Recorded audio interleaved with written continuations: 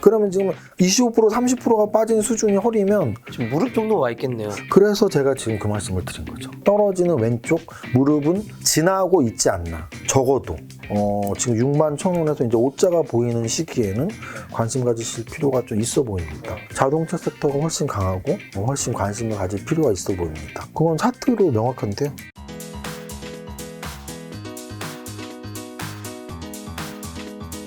세무사님 거의 한 2달 만에 나오신 것 같은데 아우, 오늘 패션 스타일도 굉장히 영하시고 머리 스타일도 좀 바뀌신 것 같아요. 네. 혹시 어떤 헤어스타일인가요? 욕먹을 대답 하나 각오하고 하겠습니다. 네네. 혹시 그 헤어 디자이너 분께서 어떤 목적으로? 알면서 이렇게 질문하는 거 되게 얄밉네요. 제가 카메라 돌기 전에 말씀을 미리 드렸는데 제가 이렇게 워낙 여기가 이제 빅 유튜브잖아요. 네. 우리나라에 뭐 100만 넘는 채널이 몇 개 있습니까? 네, 네, 재테크 채널 중에. 그래서 이제 너무 큰 채널 나올 때는 제가 이제 다니는 미용실에 가서 헤어 선생님한테 이제 부탁을 하죠. 네. 조진웅 스타일로 해주세요. 아, 네. 근데 이제 오늘은 우리 선생님이 오늘은 다른 스타일로 해드릴게요. 그러면서 이렇게 해준 거라 별 볼륨도 없고 그래갖고 이건 무슨 스타일이냐 그랬더니 최신 유행하는 UI 스타일이라고. UI. 죄송합니다. UI. 비슷한 게 있어요. 뭐 앞머리 올라간 거? 아니, 그런 외적인 거 전혀 아니고요. UI인이. 어이가 없네. 어이가 없네.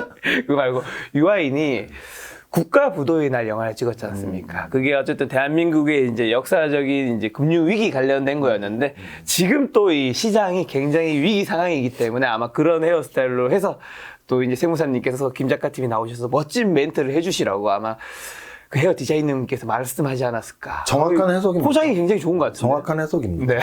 그런 의미로 나왔습니다. 열심히 해보겠습니다. 알겠습니다. 자, 그런 의미로 그러면 지금 현재 주식시장 좀 어떻게 보고 계신가? 오늘은 어쨌든 반등을 살짝 하긴 했습니다. 사실 근데 반등이라고 말하기도 힘들죠. 그쵸. 오늘 녹화일 기준 이제 목요일인데요. 네. 지난주 현충일 연휴 지나고 화수목금 4일 그리고 이번 주 월화수까지 7일 동안 거래소는 마이너스였어요. 네. 그래서 7일 마이너스에서 네. 8일째 오늘 처음 플러스가 났는데요. 플러스 지수가 0.16%예요. 그래서 정말 낮은 상승률이었고요. 그리고 또 하나는 좀 양선이 아니고 음선 마감했다는 얘기는 이제 어제 자이언트 스텝 나왔음에도 불구하고 미국 증시는 나스닥 기준으로 2% 이상 올랐는데 그렇기 때문에 우리나라도 시초가는 올랐는데 장중 내내 좀 밀리면서 겨우 보합권 마감을 했으니까 반등이라고 하기에도 그쵸. 좀 민망한 그런 하루였습니다. 네. 그럼 최근에 주식시장이 굉장히 좀 많이 힘든 편이잖아요. 네, 맞습니다. 그러면 세무사님은 지금 현재 좀 어떠신지, 그리고 어떤 고민들 좀 하고 계신지. 저도 굉장히 그 지수의 영향을 당연히 받을 수밖에 없어요. 네. 근데 이제 뭐 이런 말씀 드리긴 뭐하지만 저는 이제 뭐 파생도 하고 여러 가지 이제 다른 이 매매 수단이 있어서 때에 따라서는 좀 지수가 빠질 때 뭐 잘 이겨낼 때도 있고 오히려 수익이 날 때도 있고 한데 정확히 이번 달 6월 달은 다른 지수 하락기보다는 조금 더 손실도 좀 났고요. 그 이유는 설마 2,500을 깨겠어? 뭐 요런 마인드는 좀 저는 갖고 있었거든요. 제가 좀 큰 그림으로 이렇게 좀 주식을 탑다운으로 보다 보니까 지수대를 좀 많이 봐요. 그래서 크게 그래서 코로나 막 시작됐던 2020년 같은 경우에도 뭐 상승장 한 1년 이상 가면 한 2021년 이상 가겠다 해서 이제 여름까지도 계속 상승장의 그 수익을 누릴 수 있었고 근데 이제 작년 6월 달에 3,300 찍고 이제 좀 흐물흐물 내려오더라고요. 그래서 작년 가을 겨울에는 좀 리스크 관리도 좀 하고 하면서 잘 큰 손해 없이 잘 흘러왔는데 1월 달에 이제 좀 급락을 한번 맞았죠. 그때 약간의 손해를 봤고 근데 1월 달보다 지금 사실 지금의 하락이 더 크진 않거든요. 1월의 하락이 더 커요. 근데 1월 달의 하락보다 요번 6월 달의 하락에 좀 더 보니까 손해가 좀 더 났더라고요. 그 이유는 아마도 1월 달의 하락은 제가 약간 대비를 했던 하락이었고 이번 달의 하락은 이렇게 그쵸. 4월 초부터 스트레이트로 빠질까라는 의심을 계속 했었는데 생각보다 더 빨리 빠지더라고요. 그래서 지금 2,500도 못 버티고 2,400대까지 밀렸으니까 보통 이런 의심하시는 분들이 의심이라기보단 고개를 갸우뚱 야 너 그렇게 잘났으면 이런 장에서 네 수익 나겠니? 뭐 이렇게 의문하시는 분들이 있는데 주식만 하는 사람이라면 절대 수익 나기 힘들어요. 정말 10개 중에 10개가 뭐예요? 뭐 100개 중에 한 95개 빠지고 5개 오르는 장이고요. 네네. 2,000 종목 중에 한 100개 오르는 장이라서 네. 주식만 하는 사람이라면 1월 달이나 6월 달에 절대 수익을 내기 힘듭니다. 그러니까 저도 당연히 주식 계좌는 당연히 힘들고 손해나는 건 당연하고요. 근데 다른 파생 계좌나 이런 데에서 포지션 매매를 할 때 뭐 1월 달은 잘 피했는데 뭐 이번 달에는 이렇게나 빠지나 그러면서 좀 약간 당한 상태? 이번에 이렇게 장이 안 좋아진 게 사실 인플레이션, 우리가 예상하지 못한 수치가 나왔고, 네, 네. 그로 인해서 6월 FOMC에서 이제 금리 인상을 뭐 베이비, 빅도 아닌 자이언트를 할 것이라는 예측 때문이었는데, 실제로 오늘 새벽에 이제 발표가 났잖아요. 네. 자이언트 스텝을 했는데, 네. 이 FOMC 아마 그 자료 그 뉴스 나온 걸 보셨을 텐데, 네. 그거에 대해서 이제 세무사님 어떻게 생각하시고, 앞으로 금융시장에, 주식시장에 좀 요거는 어떤 영향을 미칠까요? 지수가 바로바로 반응을 하고 있잖아요. 네. 반응한 내용들로만 말씀을 드리면 0.75를 올리기 전까지는 진짜 0.75나 올려? 뭐 이런 분위기로 떨어지다가 막상 0.75 올리니까 그래 우리 다 예상했었어. 사실은 올리기 직전까지 뭐 한 0.9% 정도, 그러니까 90% 정도가 0.75가 됐었으니까 예상치가. 그래서 예상대로 됐네 하면서 아침에 일어나서 기사 보니까 대부분 뭐 안도 랠리 뭐 이렇게 써 있던데 네네.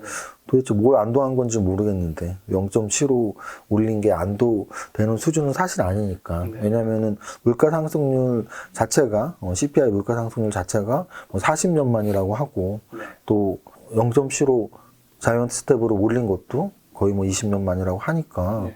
그런 수치로만 본다면 좀 파격적인 상승인 거죠. 근데 그 인상 자체가 예상이 되었다는 얘기지 네. 0.75가 별게 아니야라는 건 아닌 거죠.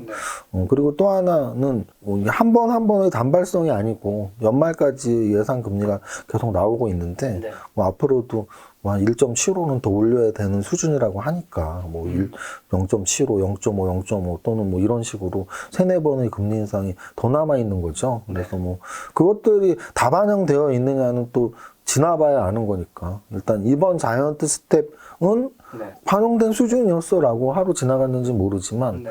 앞으로 남아있는 상승이 반영되어 있는지는 또 지켜봐야 아는 거니까 네. 잘 다 넘어갔다라고 할 수는 없는 수준인 거고요. 또 하나는 금리 인상 이야기 나왔으니까 좀 더 구체적으로 말씀을 드리면 자본주의 사회에서 한 국가가 경제 정책을 피는 거에는 이제 뭐 돈을 얼마나 푸느냐 안 푸느냐 직접적으로 푸는 거의 재정 정책의 유무가 있고 그 다음은 이제 금리로서 조절을 하는 이제 금융 정책이 있는 건데요. 금리로 조절을 하는 걸 우리는 많이 목격을 해왔죠. 그래서 글로벌 금융위기 때도 제로 금리, 이번에 코로나 때도 제로 금리. 그럼 결국은 경기가 안 좋아질 것 같으니까 금융권이 파산할 정도의 글로벌 금융위기, 미국발 금융위기의 시기에 경기가 안 좋아지는 게 뻔하니까 제로 금리로 들어갔던 거고, 또 코로나라는 정말 듣도 보도 못한 예상치, 보통 우리는 1-2달 정도의 바이러스 기간을 생각했는데 그게 아니다. 그리고 뭐 전파 속도도 뭐 전 세계인들이 거의 다 걸릴 정도의 빠른 전파 속도였으니까 제로금리 들어갔던 거죠.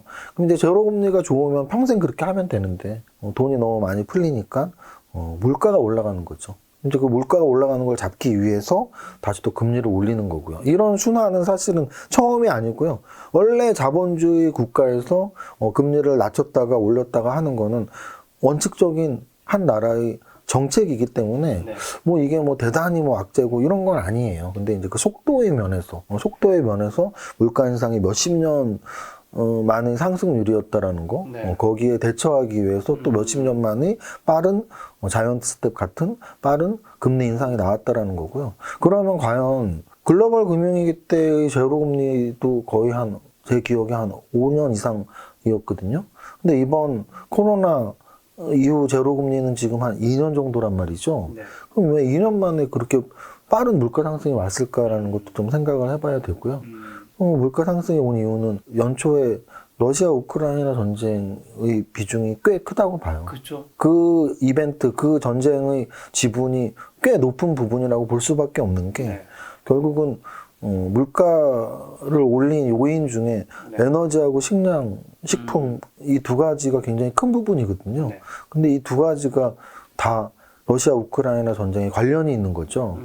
이게 다 엮여 있다 보니까 그러면 결국은 러시아 우크라이나 전쟁이 좀 종전이 되면 조금 그래도 한시름 낳는다 또는 숨통이 트인다 정도가 되는데 이게 뭐 2월 달에 시작한 전쟁이 뭐 6월 달까지도 뭐 끝날 기미는 안 보이고 또 가끔씩 러시아에서의 강경 발언들이 있잖아요. 뭐 이거 뭐 핵 어쩌고 저쩌고 뭐 니네 진짜 가만 안 둬 어쩌고 저쩌고 하면은 그때 우리나라 보면 지수는 떨어지고 그런 에그플레이션 관련주들이 오른단 말이죠. 그러니까 결국은 러시아 전쟁이 계속될수록 에너지가와 식품 가격이 굉장히 상승한 거를 유지하고 있고 그게 결국은 물가 상승률과 맞물리면서 금리 인상을 빠르게 해야 되는 게 계속 악순환이 계속 되고 있는 수준인 것 같아요. 그래서 좀 그래서 다른 때보다 더 이번 금리 인상이 무서운 게 아닌가. 러시아 전쟁 때문에 좀 더 무서워진 게 아닌가라는 생각을 하고 있습니다. 그럼 러시아와 뭐 중국 봉쇄 기타 등등을 위해서 오는 그렇죠. 인플레이션은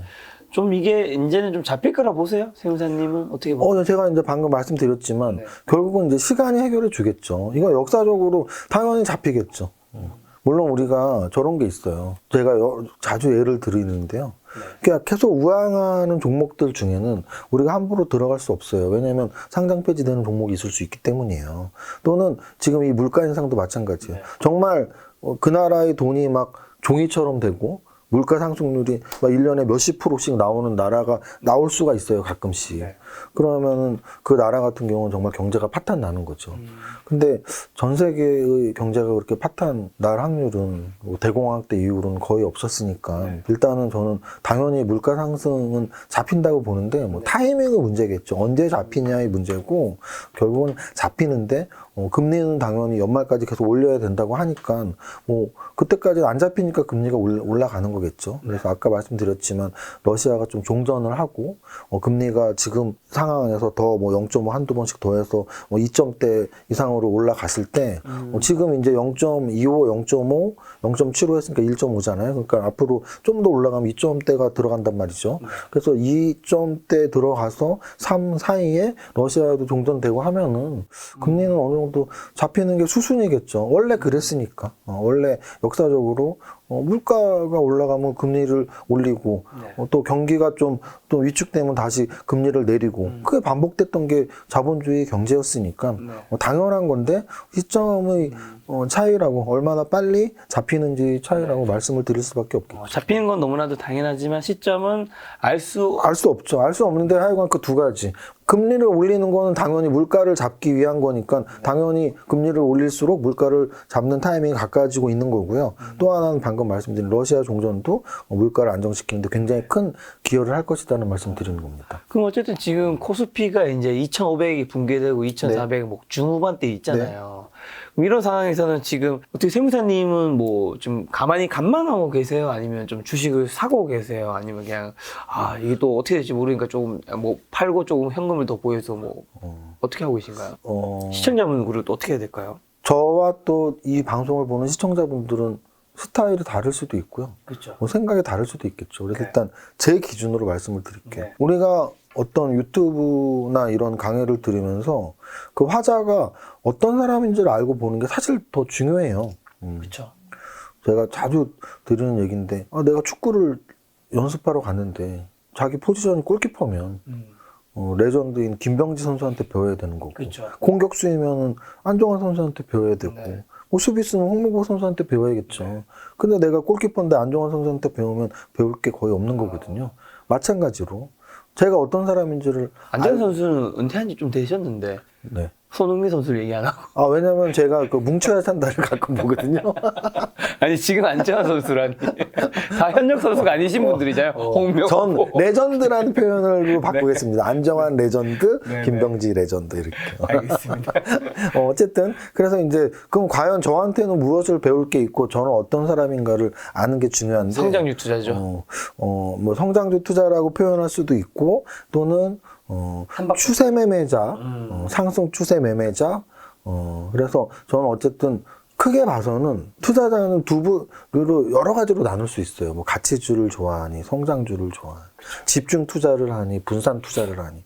근데 이제 오늘 제가 좀 포인트를 두고 말씀드리고 싶은 부분은 추세를 믿니? 아니면 평균 회귀를 믿니? 이 두 가지로 한번 설명을 오늘 드려보고 싶어요. 어떤 의미일까요? 아마 김 작가 채널에서는 처음 그러니까요. 쓰는 개념인데요. 네, 제가 강의할 때 가끔 쓰는 말인데 약간 어려운데 네. 조금 쉽게 설명을 드려볼게요. 추세 신봉자들은 어떤 사람들이냐면 올라가는 힘을 믿고 있는 거죠. 약간 관성의 법칙 같은 걸 믿는 거죠. 그 힘을 믿는 거예요. 그래서 예를 들어 사람이 저 사람 계속 잘 되네? 한 3년 동안 잘 됐어? 앞으로 더 잘 되겠다. 그렇죠. 주식도 삼성전자가 한 20년 동안 반도체의 우리나라 시총 1위면서 계속 잘 됐어? 네. 앞으로 20년 더 잘 되겠다. 이게 추세를 믿는 사람이에요. 반대로 평균 회귀를 믿는 사람들은 아니야, 평균값이라는 게 존재해. 갑자기 잘 됐어? 좀 안 되는 시간이 올걸? 또는 요즘에 너무 안 됐어? 곧 잘 되는 시간이 올 거야. 이게 이제 차트로 말하면 역배열을 좋아하는 분들이 대부분 평균 회귀를 믿는 분들이에요. 역배열이라는 얘기는 과거에는 주가가 높았는데 중장기 이평선이 위에 있으니까 과거에는 주가가 높았는데 요즘 떨어진 종목들이 역배열이거든요. 야, 과거에는 그게 주가가 10,000원이었는데 지금 5,000원이야? 야, 그럼 7,500원은 가야지. 이게 평균 회귀를 믿는 사람이고요. 반면에 추세를 믿는 사람은 과거에 10,000원인데 지금 5,000원이야? 내후년에 3,000원 되겠네. 안 사야죠. 네네. 제가 왜 지금장을 그렇게 빗대서 말하냐면 만약에 평균 회귀를 믿는 분들은 지금장에 사면 좋은 거죠. 그렇죠. 왜? 1년 전에 3,300이었고 그렇죠. 지금 오늘 2,400이에요. 그럼 좀만 버티면 물론 2,400에서 2,300까지 갈 수 있어요. 또는 2,200까지 갈 수도 있습니다. 하지만 그것만 참으면 2,700, 800, 900까지 가지 않을까? 그게 평균 회귀를 믿는 거예요. 반대로 추세를 믿는다면, 야, 1년 전에 3,300인데 지금 2,400이면 뭐 2,100까지도 가고 2,000까지도 가고 언제 올라갈지 몰라. 이게 추세를 믿는 거죠. 그러면 보통의 평균 회귀를 믿는 분들은 중장기 투자자들이 좀 많습니다. 그래서 야, 나는 길게 보니까 좀 이렇게 이 정도 쌓아줬을 때 좀 들어가고 싶어. 추세 매매를 하시는 분 중에는 좀 단기적인 거를 접근하는 분들이 많아요. 그래서 올라갈 때는 막 사서 따라잡아서 갖고 있다가 떨어지면 손절매도 잘하고. 그래서 저 같은 경우는 사실은 그 두 가지를 다 갖고 있습니다. 잘난 척을 하는 게 아니라 제 이력 중에 제 입으로 자랑도 하지만 우리나라에서 단기 매매를 잘하면 증권사 수익률 대회 수상을 한 적이 있을 것이고 그쵸. 또는 중장기 투자를 잘하시는 분 대부분들은 개인 투자자라면 뭐 펀드 매니저들은 5% 지분 공시를 개인적으로 할 리가 없지만 개인 투자자라면 모아 가는 중장기 투자를 잘한다면 5% 지분 공시를 할 텐데요. 저는 일단 두 가지를 다 해봤다는 얘기는 중장기 투자도 하고 단기 매매도 한다는 얘기죠. 그래서 이 두 가지를 설명드린 이유는 내가 요즘 어떤 매매를 하고 어떻게 이 장을 버티냐 해서 약간 중장기 계좌는 당연히 버티고 있죠. 왜냐면 이렇게 떨어졌을 때 내가 믿고 우량하다고 생각해서 산 종목을 굳이 팔 필요는 없으니까. 그래서 우량한 종목, 믿을 만한 종목을 중장기 투자한 계좌는 버티고 있습니다. 근데 반대로 단기적으로 좋다고 생각해서 추세의 흐름을 믿고 어떤 재료를 믿고 샀는데 그게 좀 제 생각대로 움직이지 않았던 종목들은 손절매한 종목들도 꽤 돼요. 그러면 과연 손절매하면 어떤 효과가 있을까요? 현금이 있잖아요. 그럼 그 현금으로 단기 매매적으로 또 더 사고 싶은 종목이 눈에 들어올까 하면 별로 눈에 들어오는 종목 없겠죠. 왜냐하면 대부분의 종목들이 추세가 깨졌으니까. 그래서 지금 아마 제가 확신은 아니고 거의 장담을 하지만 중장기 투자자들은 지금 현금 보유가 거의 없을 확률이 높아요. 그쵸. 왜냐하면 중장기 투자자들은 그나마 있는 현금으로는 싸지면 사거든요. 근데 지금 싸지는 속도가 1월 달에 급락했죠. 그리고서도 계속 조정받았는데 이번 6월 달에 또 급락을 했기 때문에 아마 현금을 거의 다 좋은 종목에 샀을 확률이 높고요. 반면에 단기 매매자들은 정말 훌륭한 단기 매매자라면 현금 비중이 굉장히 높을 겁니다. 그쵸. 왜냐하면 손절매하고 좋아 보이는 거 안 보이고 맨날 뭐 사면 물리네. 좀 당분간 접을까? 이런 분들이 대부분 단기 트레이더의 습성을 갖고 있거든요. 그래서 그런 정도가 아마 지금 이 영상을 보시는 분들일 것이고 저는 그 두 가지 습성을 다 갖고 있으니까 중장기 투자 종목들은 그래도 버티는 쪽, 단기 매매는 좀 손절도 좀 치고 현금을 좀 비중이 좀 높아진 그런 정도입니다. 그럼 시청자분들은 지금 이런 장에서 만약에 뭐 주식을 산다면 좀 어떤 걸 좀 사야 되고 만약에 좀 정리를 해야 한다면 어떤 걸 좀 정리해야 될까요? 지금 역시 그렇게 말씀을 드린 거에 적용을 시킨다면 네. 이 영상을 보시는 분 중에 야 나는 그래도 뭐 한 번 사면 소위 그런 말 있잖아요. 손절매를 왜 안 떨어지는 종목을 사면 되지. 근데 그 말이 사실은 앞뒤는 안 맞아요. 사는 그 순간에는 그런 믿음을 갖고 살 수 있지만 뭐 한 달, 6개월, 1년 후에 떨어지는 종목이 왜 없겠어요. 아무리 우량하고 좋은 종목을 사도 삼성전자가 우리나라에서 제일 우량하다고 인정받지만 작년 1월 달에 96,000원에서 오늘 61,000원까지 빠졌단 말이죠. 지수보다 더 빠졌거든요. 지수가 아직 30%가 안 빠졌는데요. 삼성전자는 동기간 동안 지금 거의 35%가 빠졌단 말이죠. 네. 그래요. 그런 관점으로 본다면 아까 말씀드린 것처럼 나는 그래도 그냥 삼성전자처럼 대형주, 우량주를 갖고 있어. 이런 분들은 일단 버티시는 게 맞죠. 네. 왜냐면 근데 또 그런 분들 있어. 야, 오늘 버티라 그랬는데 하루 이틀 더 빠지면 그때 팔 걸. 근데 그때 팔 거 아쉬워하는 분들은 사실은 아쉬워할 필요도 없어요. 왜? 이미 못 판 걸 아쉬워해야죠. 지금 1년 반 손해보고 1년 동안 손해보고 갖고 있었는데 하루 이틀 못 판 거에 대해서 아쉬워할 필요는 사실은 없죠. 늦어도 너무 늦었으니까. 그래서 중장기 투자하시는 분들이라면 그래서 뭐 10%, 20%, 30% 손해 난 분들이라면 네. 아까 말씀드렸듯이 평균 회귀를 믿고 왜 상장 폐지 안 당하고 관리 종목 안 들어간 만한 종목이 제가 말씀드린 우량한 중장기 투자 종목들이니까 그러면 이미 늦었고 아마도 평균 회귀를 믿는다면 조만간 오늘이 바닥이야라고 말할 수는 없지만 조만간 또 반등이 오니까 갖고 있는 게 맞는 거죠. 반대로 이제 나는 중장기 투자자야 했는데 종목이 중장기 투자가 아닌 분들이 있어요. 누구한테 재료 듣고 샀는데 재료 듣고 샀는데 중장기 투자가 돼버린 거죠. 그러면 그 종목들은 좀 검토를 다시 해봐야 돼요. 재무제표를 일단 보시고 정말 사단이 나거나 문제가 생길 종목이 아닌지를 확인을 한 후에 그래도 종목이 진짜 좋은 거네. 네. 재료 보고 샀는데 종목이 좋은 거면 진짜 운이 좋으신 거예요. 네. 근데 재료 보고 샀는데 지금 주가가 추세가 이탈했는데 재무제표도 나빠? 그러면 손절매를 또 할 필요도 있죠. 중장기 종목은 아닐 테니까. 단기적으로 들어갔으면 단기 매매 종목이거든요. 근데 의도치 않게 비자발적 중장기 투자를 하게 된 경우인데 비자발적 중장기 투자를 하게 됐을 때 재무제표를 봤는데 재무제표가 정말 우량하다면 운이 진짜 좋았던 거고 재무제표가 안 좋다면 파는 게 맞죠. 이게 이제 중장기 투자자들에 대한 이야기. 단기 매매 하시는 분들은 사실 명확해요. 지금 현금 비중이 꽤 높았어야지 단기 매매 하는 분들이 맞고요. 단기 매매 하시는 분들 중에 나는 다 물렸는데 그러면 앞으로 단기 매매 안 하시는 게 낫죠. 왜냐하면 단기 매매는 적어도 정말 선수급으로 하시는 분들은 오버나이트 안 하시는 분들도 그러니까요. 많고요. 또 오버나이트를 한다 하더라도 한 10%, 15%에서 손절도 기계적으로 나가는 분들이 많기 때문에 만약에 이 방송을 보시면서 나는 단기 매매자인데 현금 하나도 없고 다 물렸어요. 그럼 일단 단기 매매 정도의 스킬이랄지 정신력이랄지 매매 실행력이 없는 분들이니까 조금 다시 한번 생각해 보시고요. 중장기 투자하시는 분들은 아까 말씀드렸지만 내가 중장기 투자하면 일단 오케이 버틸 수 있는 힘이 있는 거예요. 그런데 종목에 따라 다른데 그래도 재무제표도 우량하고 좋은 종목이면 좀 평균 회귀를 믿어보고 별로야 종목이 좋지 않아? 그러면 추세 꺾였으면 손절매를 하는 방법도 있다라고 그럼 말씀드립니다. 중장기 투자에서 지금 좋은 종목이라 우량한 종목 얘기해 주셨는데 그걸 판단하는 거는 그냥 재무제표에서 영업이익이 증가하고 있고 매출액이 증가하고 있고 이런 것만 보면 되는 건 아닌 것 같아서요. 좀 일단은 재무제표가 가장 중요하죠. 네. 제가 이제 삼박자 투자라는 걸 많이 강조드리잖아요.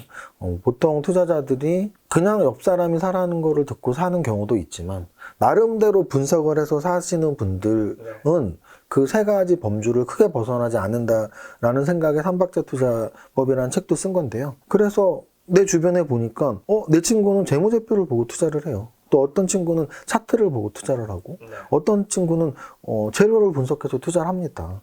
그러면 과연 이 세 가지 분석 도구 중에 중장기 투자에 반드시 그리고 가장 중요한 분석 도구는 무엇이냐고 했을 때 재무제표가 너무 당연한 거거든요. 너무 당연합니다. 그래서 지금 중장기 투자로 좋은 종목이 재무제표만 봐도 되나요 해서 한 80%는 재무제표만 보는 게 맞는 거죠. 그 이유는 재무제표의 몇 년치 또는 오늘까지 또는 당장 한 분기 정도의 분기의 예상 실적 정도까지 그 실적의 흐름을 보면 이 회사가 껍데기 회사인지 아니면 알짜 회사인지 알 수 있거든요. 그런데 지금의 시장은 알짜 회사도 주가가 떨어져요.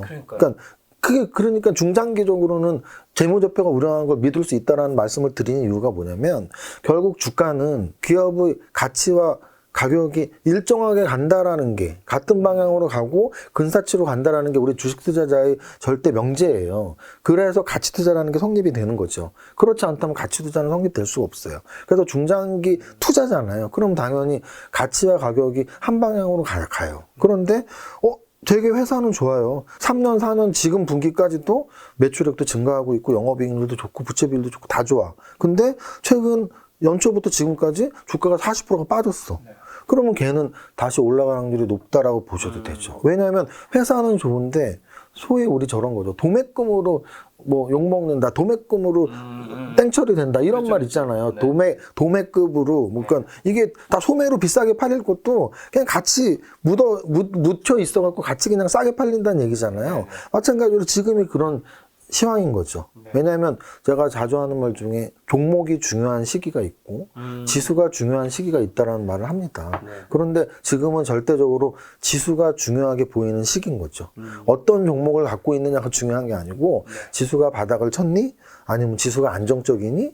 지수가 올라가고 있는지를 사람들이 다 관심을 갖고 있어요. 그 얘기는 지금 어떤 종목, 아무리 좋은 종목이라도 지금 최근에 좀 하락률이 생긴 거죠. 그럼 적어도 재무제표가 우량한데 시황이 안 좋아서 떨어진 종목이라면 그거는 중장기 우량주라고 말할 수 있겠죠. 그래서 재무제표가 중요하다고. 지금 지수가 중요하다고 해주셔서 코스피 차트 좀 같이 보면서 얘기할 수 있을까요? 지금 이제 지수가 좀 올라져야지 이제 밑에 있는 종목들도 좀 올라와 줄 수 있다는 거잖아요. 지금 현재 차트는 또 세무사님 차트도 잘 보시니까 좀 어떻게 보시는지는 이번에는 진짜 바닥을 뭐 좀 뒤지고 있는 건지 아니면 바닥이 너무 열려 있는 건지 뭐 어떻게 봐야 될까요? 일단은 바닥은 너무나 열려 있겠죠. 그러니까 열려 있다라는 게 막 여러분들 겁주기 위해서 야 뭐 2천까지도 열렸어 이게 아니고 제가 그 차트를 볼 때 신고가를 뚫으면 올라가는 힘이 센 거고요. 신저가를 찍으면 내려가는 힘이 센 거잖아요. 근데 바로 촬영일 기준 오늘까지도 어제 장중 신저가였고 오늘 종가 기준 신저가란 말이에요. 올해 들어서. 그러니까 역사적 신저가는 나올 수가 없어요. 그러니까 무슨 뜻이냐면 종목은 역사적 신고가도 나오고 역사적 신저가도 나와요. 종목은 상장될 때 저 높은 데서 상장됐는데 계속 빠지면 역사적 신저가가 나오죠. 나라의 지수는 역사적 신저가가 나올 수 없어요. 나오면 그냥 그 나라 망했다고 보시면 돼요. 왜냐면은 우리나라 지수가 지금 몇십 년 동안 움직였는데 몇십 년 전, 50년 전으로 회귀할 수는 없잖아요. 그래서 역사적 신저가는 안 나오는데 그러면 어떤 신저가가 나오냐면 예를 들어 2022년 올해의 신저가 또는 52주 1년의 신저가? 그럼 지금은 정확히 52주 신저가이면서 1년의 신저가예요. 그럼 되게 약한 수준이고 더 빠질 수도 있다라는 건 차트적으로 당연히 해석이 가능하죠. 그런데 또 이렇게 해석할 수도 있어요. 개중에는 이런 말들을 많이 해요. 특히 경제학자분들은 내년에 경제 공황 또는 적어도 경제 불황이 온다, 경제 침체가 온다. 그 얘기 많이 하더라고요. 그렇죠. 그래서 이제 시작이다라는 말도 또 많이 해요. 경제 침체가 이제 시작이다. 그래서 그거를 잘못 해석하면 주식 투자하시는 분들 중에 좀 초보자분들은 야 이제 하락이 이제 시작이야 라고 착각하실 수가 있어요. 그거는 정확한 착각이죠. 왜? 팩트만 말씀드릴게요. 어떻게 하락이 이제 시작인가요? 1년 전에 하락이 시작했지. 무슨 뜻이냐면 지수의 분석이 왜 중요하고 좋냐면 그냥 수치 그대로 해석하면 돼요. 우리의 하락은 언제부터 시작했냐면 작년 6월 21일부터 시작을 했어요. 작년 최고가 3,316이 바로 6월 21일이었거든요. 딱 1년 됐네요. 그렇죠. 6월 28일인가? 6월 25일. 6월 25일 3,316포인트가 52주 최고가란 말이에요. 그리고 오늘이 52주 최저가고. 그럼 1년 동안, 오늘이 6월 16일이니까 한 일주일 빠진 1년 동안 빠진 거예요. 근데 하락이 이제 시작하는 건 말이 안 되지. 하락은 1년 동안 됐습니다. 그럼 몇 퍼센트 정도 됐냐면 3,316에서 2,400까지 제가 최근에 계산한 기억을 한 25% 정도 빠졌습니다. 그러면 정확히 팩트만 말하면 1년 동안 우리나라 지수는 25%가 빠졌다. 이렇게 표현하면 되고요. 그 다음, 그럼 1년 동안 25%가 빠졌고 앞으로 어느 정도의 기간 동안 몇 퍼센트나 더 빠질까는 아무도 모른다. 가 정답인 거죠. 그럼 이제 그 다음은 예상을 하면 되죠. 지금 제가 말한 1년 동안 20% 빠졌다는 부인할 수 없는 팩트예요. 그러니까 뭐 이제 하락이 시작이야 이거는 말이 안 되는 거예요. 정확히 말하면 하락이 시작이 아니고 벌써 1년 됐고 25% 빠졌고 그럼 그 다음 예상은 그럼 어떻게 하면 되냐면 야, 얼마나 더 빠질까? 또 지금부터 몇 %나 더 빠질까? 그 예상은 가장 좋은 건 과거에 어느 정도 기간 동안 얼마나 빠졌었는지에 대한 공부를 해보면 좀 마음이 편해져요. 좋죠. 우리가 차트를 볼 때 좋은 점은 뭐냐면 내가 직접 경험하지 않은 네. 과거를 그냥 이 화면상에서 공부할 수 있기 때문에 아 예전에 그랬구나. 그럼 여러분들이 기억하는 우리나라 지수가 많이 빠졌던 시기가 언제가 있을까 제가 생각해 보면 뭐 최근 한 1년 주식하고 공부 별로 안 하신 분들은 언제 우리나라가 빠졌는지 모르시겠지만 네. 한 5년, 10년 주식들을 하셨거나 또는 차트를 보시면서 과거의 급락 시기를 좀 공부하신 분들은 정리가 아마 되어 있으실 텐데요. 제가 주식을 했던 기준으로 말씀을 드린다면 IMF 때가 가장 큰 폭락이었고요. 그렇죠. IMF 이후에가 밀레니엄 파동 때, 인터넷 거품이 붕괴됐던 밀레니엄 파동 때, 그리고 그 다음이 글로벌 금융위기, 미국발 경제위기 때, 그리고 그 다음이 코로나 위기 때, 이렇게 한 4번 정도가 지수가 30% 이상 막 40%, 50%까지 빠진 때예요.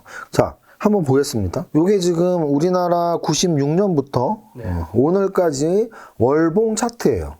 월봉이 무슨 말인지 모르시면 차트 공부를 일단 하나도 안 하신 분이고요. 차트 안 해도 돼. 안 해도 된다고 생각하실 수 있지만 제가 아까 말씀드렸잖아요.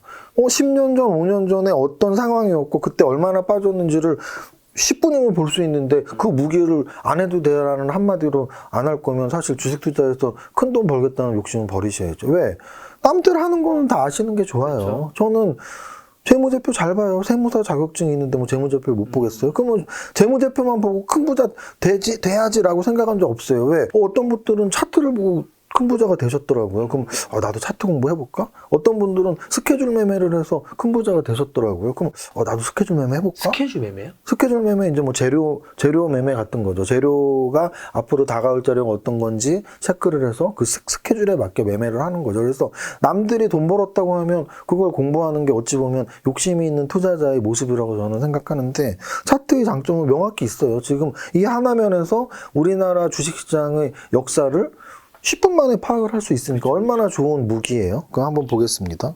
96년, 97년 초부터 우리나라가 1000포인트대에서 277포인트까지 한 3분의 1 토막 이상이 났던 그 시기가 바로 IMF 시기였고요. 최저점은 98년 10월 정도에 최저점을 찍었습니다. 이 시기에는 3분의 1 토막이 났어요. 그래서 사실은 우리나라 역사상 가장 토막이 많이 났던 시기고요. 고등어도 반토막인데 거의 갈치 토막입니다. 3분의 1 토막이에요. 우리가 보통 우리 필명 중에 우스갯소리로 나 고등어 그러면 반토막 많이 나는구나. 갈치 그러면 한 4분의 1 토막 나나 그런 종목만 갖고 있는 분들을 이렇게 자기들이 웃기게 이렇게 필명을 지는데 거의 이건 고등어 토막 반토막보다 더 났죠. 그래서 그 이후에 사실 저는 주식을 하면서 최악의 경우에는 진짜 3분의 1 토막도 생각할 때가 있어요. IMF 때 같은 정말 환란이라 그러잖아요. 환란. 전쟁과 같은 그런 시기가 온다면 3분의 1 토막이 날 수도 있겠지. 그래서 저는 어떤 위험이 왔을 때 과거하고 대입을 많이 시켜봐요. 요즘 위험이 IMF 때랑 비슷한가? 저는 당연히 아니라고 보고 있거든요. 근데 어쨌든 IMF 시기는 한 3분의 1 토막이 났고요. 그 다음에 이제 밀레니엄 파동이 2000년도 1000포인트에서 한 1년 만에 2001년도에 500포인트까지 반토막이 났습니다. 반토막이. 요게 이제 밀레니엄 파동 또는 인터넷 거품이 붕괴됐던 시점이죠. 그 다음엔 굉장히 오랜 동안 5년 연속 상승했던 시기가 있어요. 2003년부터 2007년까지. 5년 동안 상승을 했고요. 2007년 한 11월부터 한 2008년 10월까지 딱 1년 빠졌거든요. 요 1년 빠졌을 때가 바로 우리가 소위 말하는 금융위기, 미국발 금융위기 또는 글로벌 금융위기. 요 시기가 짧고 굵게였어요. 사실 IMF도 한 2, 3년 빠졌거든요. 근데 요 글로벌 금융위기는 짧게 1년 동안 반토막이 좀 더 났었죠. 한 2000포인트에서 한 890까지 떨어졌으니까 반토막이 좀 더 났던 시기입니다. 그 다음에는 사실은 이렇게 토막이 난 적이 별로 없어요. 그러다가 이제 한번 난 게 2017년 말부터 코로나 때까지인데요. 이렇게 사실 길게 하락기였냐라고 하면 좀 애매해요. 왜냐면 2008년 고점에서 한 1년 정도 한 30% 빠졌다가 그리고서는 한 1년 이상 거기서 보합을 보이다가 코로나 때 그냥 급락을 해버렸거든요. 그래서 이거는 장기간 하락이었다기보단 두 개를 끊어보시는 게 사실 좋아요. 그래서 네. 코로나 직전 고점이 2,000 이상이었죠. 2,200 정도. 거기에서 한 1,400대까지 반토막은 아니고 한 35%, 40%가 빠졌습니다. 굉장히 짧은 시간에. 한 3달 정도에. 그러면 과거에 지금 제가 말씀드렸던 게 어떤 부분이냐면 바로 기간과 하락폭을 말씀을 드린 거예요. 지금 그리고 제가 말씀드렸던 게 90년대 초부터 지금 2022년이잖아요. 그러면은 한 25년 정도. 25년 정도의 시간 동안 몇 개를 말했죠? IMF, 밀레니엄 파동, 글로벌 금융위기, 코로나 4개예요. 그럼 한 25년 중에 4번이면 6, 4, 24, 평균 6년에 한 번. 그러니까 굉장한 하락장이 평균 한 6년에 한 번 왔었고, 그 굉장한 하락장 중에 가장 길고 가장 낙폭이 컸던 건 IMF. 정말 호랑이 담배 피던 시절이죠. 어찌 보면 지금 주식 하시는 분 중에 IMF 때 태어나신 분들도 있겠죠. 최무사님 IMF 때 투자를 하고 계셨나요? 아니면 그때 저는 거의 여러 번 뭐 제 책이나 이런 데서 말씀드렸지만 저는 IMF 때 군대에 있었습니다. 저는 99년 초에 제대를 했고요. 그래서 군대에서 제가 계좌를 처음 만들었기 때문에 제가 그래서 그런 말씀 많이 드리죠. 군대에서 월급 10,000원 받을 때 돈 한 10만 원 있을 때 계좌를 텄던 게 저한테는 행운이었죠. 왜냐하면 IMF의 하락을 공부를 다 하면서도 손해는 크게 안 나고 뭐 10만 원에서 반토막이 났겠죠. 5만 원으로. 근데 이제 제대를 하고 주식을 본격적으로 했던 99년 초부터 시장은 막 날아가고 저도 계속 돈을 계좌에 넣으면서 이제 돈을 벌었으니까 운이 좀 좋았는데 어쨌든 그래서 IMF 때가 가장 하락 기간도 길었던 2년 이상 그리고 3분의 1 토막. 자, 그다음 하락폭이 2배 이상 났던 거는 글로벌 금융위기예요. 그래서 그 하락폭이 반토막 이상이 났던 건 사실은 25년 중에 2번밖에 없습니다. 글로벌 금융위기랑 IMF 때. 이 2번을 제외한다면 아까 말씀드렸듯이 인터넷 붕괴가 됐던 밀레니엄 파동 때는 거의 정확히 1년이었어요. 2000년 초 99년 말부터 정확히 2000년 10월 11월이니까 한 11개월 동안 1000포인트에서 500까지 딱 반토막. 요게 3번째였고, 그 다음 4번째 무서웠던 게 이제 코로나 때였죠, 코로나. 코로나가 한 2100에서 1400, 1500까지 한 4개월 정도, 3개월 정도. 그러면, 아까 제가 말씀드렸지만, 지금 우리의 시기는 좀 시작은 당연히 아니고요. 하락이 벌써 지금 보시면 월봉상으로 이렇게 빠졌어요, 지금 1년 동안. 1년 동안 한 거의 25% 정도 빠진 상태. 그래서 3,300에서 2,400 정도 왔는데, 여기에서 제가 차트적으로 보는 수준은 여기가 의미 있는 수준이 한 2,500포인트. 왜냐하면 2017년 말이거든요. 그럼 지금 2022년이니까 한 5년 전이에요.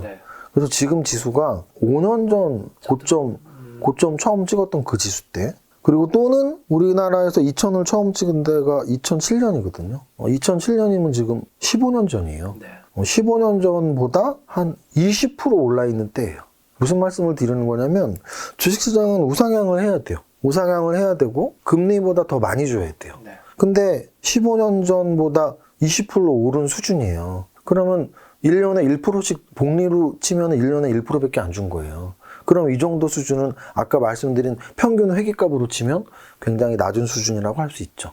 그러면 평균 회계가 무서운 게 뭐냐면 제가 왜 추세 매매를 더 좋아하냐면 역배열, 역추세에서 잘못 들어가면 관리 종목 들어가고 상장 폐지 들어가면 거기서 원금을 회수 못하고 빵원이 될 확률이 있기 때문에 그게 굉장히 큰 리스크예요. 계속 안 좋아지는 회사는 끝까지 안 좋아질 수 있다라는 두려움이 있는 거죠. 그런데 한 나라의 지수는 그렇지 않다는 거죠. 지금 한 나라의 지수가 위험하다고 상장 폐지되고 이런 적이 있었나요? 아니란 말이죠. 없죠. 그래서 제가 지수를 볼 때는 언제나 야 이제 이건 끝났어 이렇게 보는 게 아니고 언제 살아날까를 계속 고민을 하는데 적어도 2,500은 꽤 의미 있는 지수대라고 저는 봤고요. 그래서 6월 달에 좀 손해가 다른 달보다 지금 1년 빠지는 기간 중에 6월 달에 좀 손해가 컸던 건, 2,500은 지지할 텐데? 라는 생각을 좀 많이 했었고, 그리고 이제 다시 말씀드리지만, 2,500이 붕괴됐으면, 그럼 또 열려 있어야죠. 아까 아래로는 막혔나요? 안 막혔죠. 지금 연중 최저점이니까 열려 있습니다. 그러면 얼마나 더 빠질까 해서, 2,300 초반이 아마 제가 계산했던 30% 빠지는 구간이거든요. 야, 2300까지라고 해봐야 지금 100포인트 빠지면 돼요.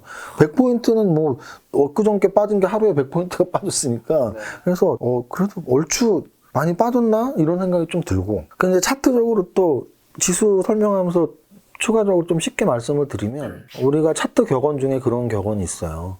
우리가 머리하고 발바닥은 몰라요. 그래서 우리 마음은 투자자의 진짜 목표이자 꿈은 발바닥에서 사서 머리에서 파는 거거든요. 근데 그거를 이제 우리 격언이 가르쳐 주죠. 주식은 무릎에서 사서 어깨에서 팔으라고. 그럼 이제 제가 강연회나 차트 공부를 할 때 거기서 말하는 무릎과 어깨는 바닥을 다진 이후에 올라가는 무릎, 그리고 또 어깨는 머리를 친 떨어지는 어깨라고 말씀을 많이 드리거든요. 그래서 바닥 확인하고 매수하고 또는 머리를 확인하고 매도하고. 근데 그건 역시 개별 종목에서는 그게 이야기가 맞는 거고, 이 지수로 봐서는 어찌됐든 지금 바닥 확인은 안 됐습니다. 다만 그럼 여기가 머리냐? 아까 말씀드렸죠. 머리는 일단 여기입니다. 머리는 1년 전 작년 6월 말 3,300이 머리예요. 그러니까 어깨냐? 저는 여기는 어깨도 아닌 것 같아요. 어깨보다도 더 내려와 있죠. 여기가 허리냐? 허리도 아닌 것 같아요. 여기가 만약에 허리면은 한참 더 빠져야 되거든요. 그렇죠. 여기가 허리면 허리는 우리 몸의 허리는 반에 있잖아요. 그러면 지금 25% 30%가 빠진 수준이 허리면 지금 무릎 정도 와 있겠네요. 그래서 제가 지금 그 말씀을 드린 거죠. 이건 최하 떨어지는 왼쪽 무릎은 지나고 있지 않나. 적어도. 오늘이 바닥이라면 발바닥인데 어쨌든 지금 발바닥인지는 모르니까 아직도 연동 최저점이니까 뭐 좀 더 열어놓고 좀 더 빠질 수 있겠죠. 그런데 적어도 머리는 1년 전에 쳤고 어깨도 한 작년 겨울쯤에 쳤고 올해 1월쯤에 쳤다가 지금 1월에 빠지고 6월에 빠져버리니까 이제는 허리를 지나서 무릎까지는 온 게 아닌가. 그래서 지금 이런 멘트들 있죠. 야, 이제 경기 침체 시작이야. 제가 말씀드리지만 코로나 때 딱 그랬어요. 야, 세상이 안 좋은데 왜 올라가? 선반영 돼서 원래 올라가는 거예요. 무슨 뜻이냐면 주식은 6개월에서 1년 선반영이 되거든요. 내년에 경기 침체라면서요. 그러니까 올해 경기 침체를 반영해서 빠지고 있는 거잖아요.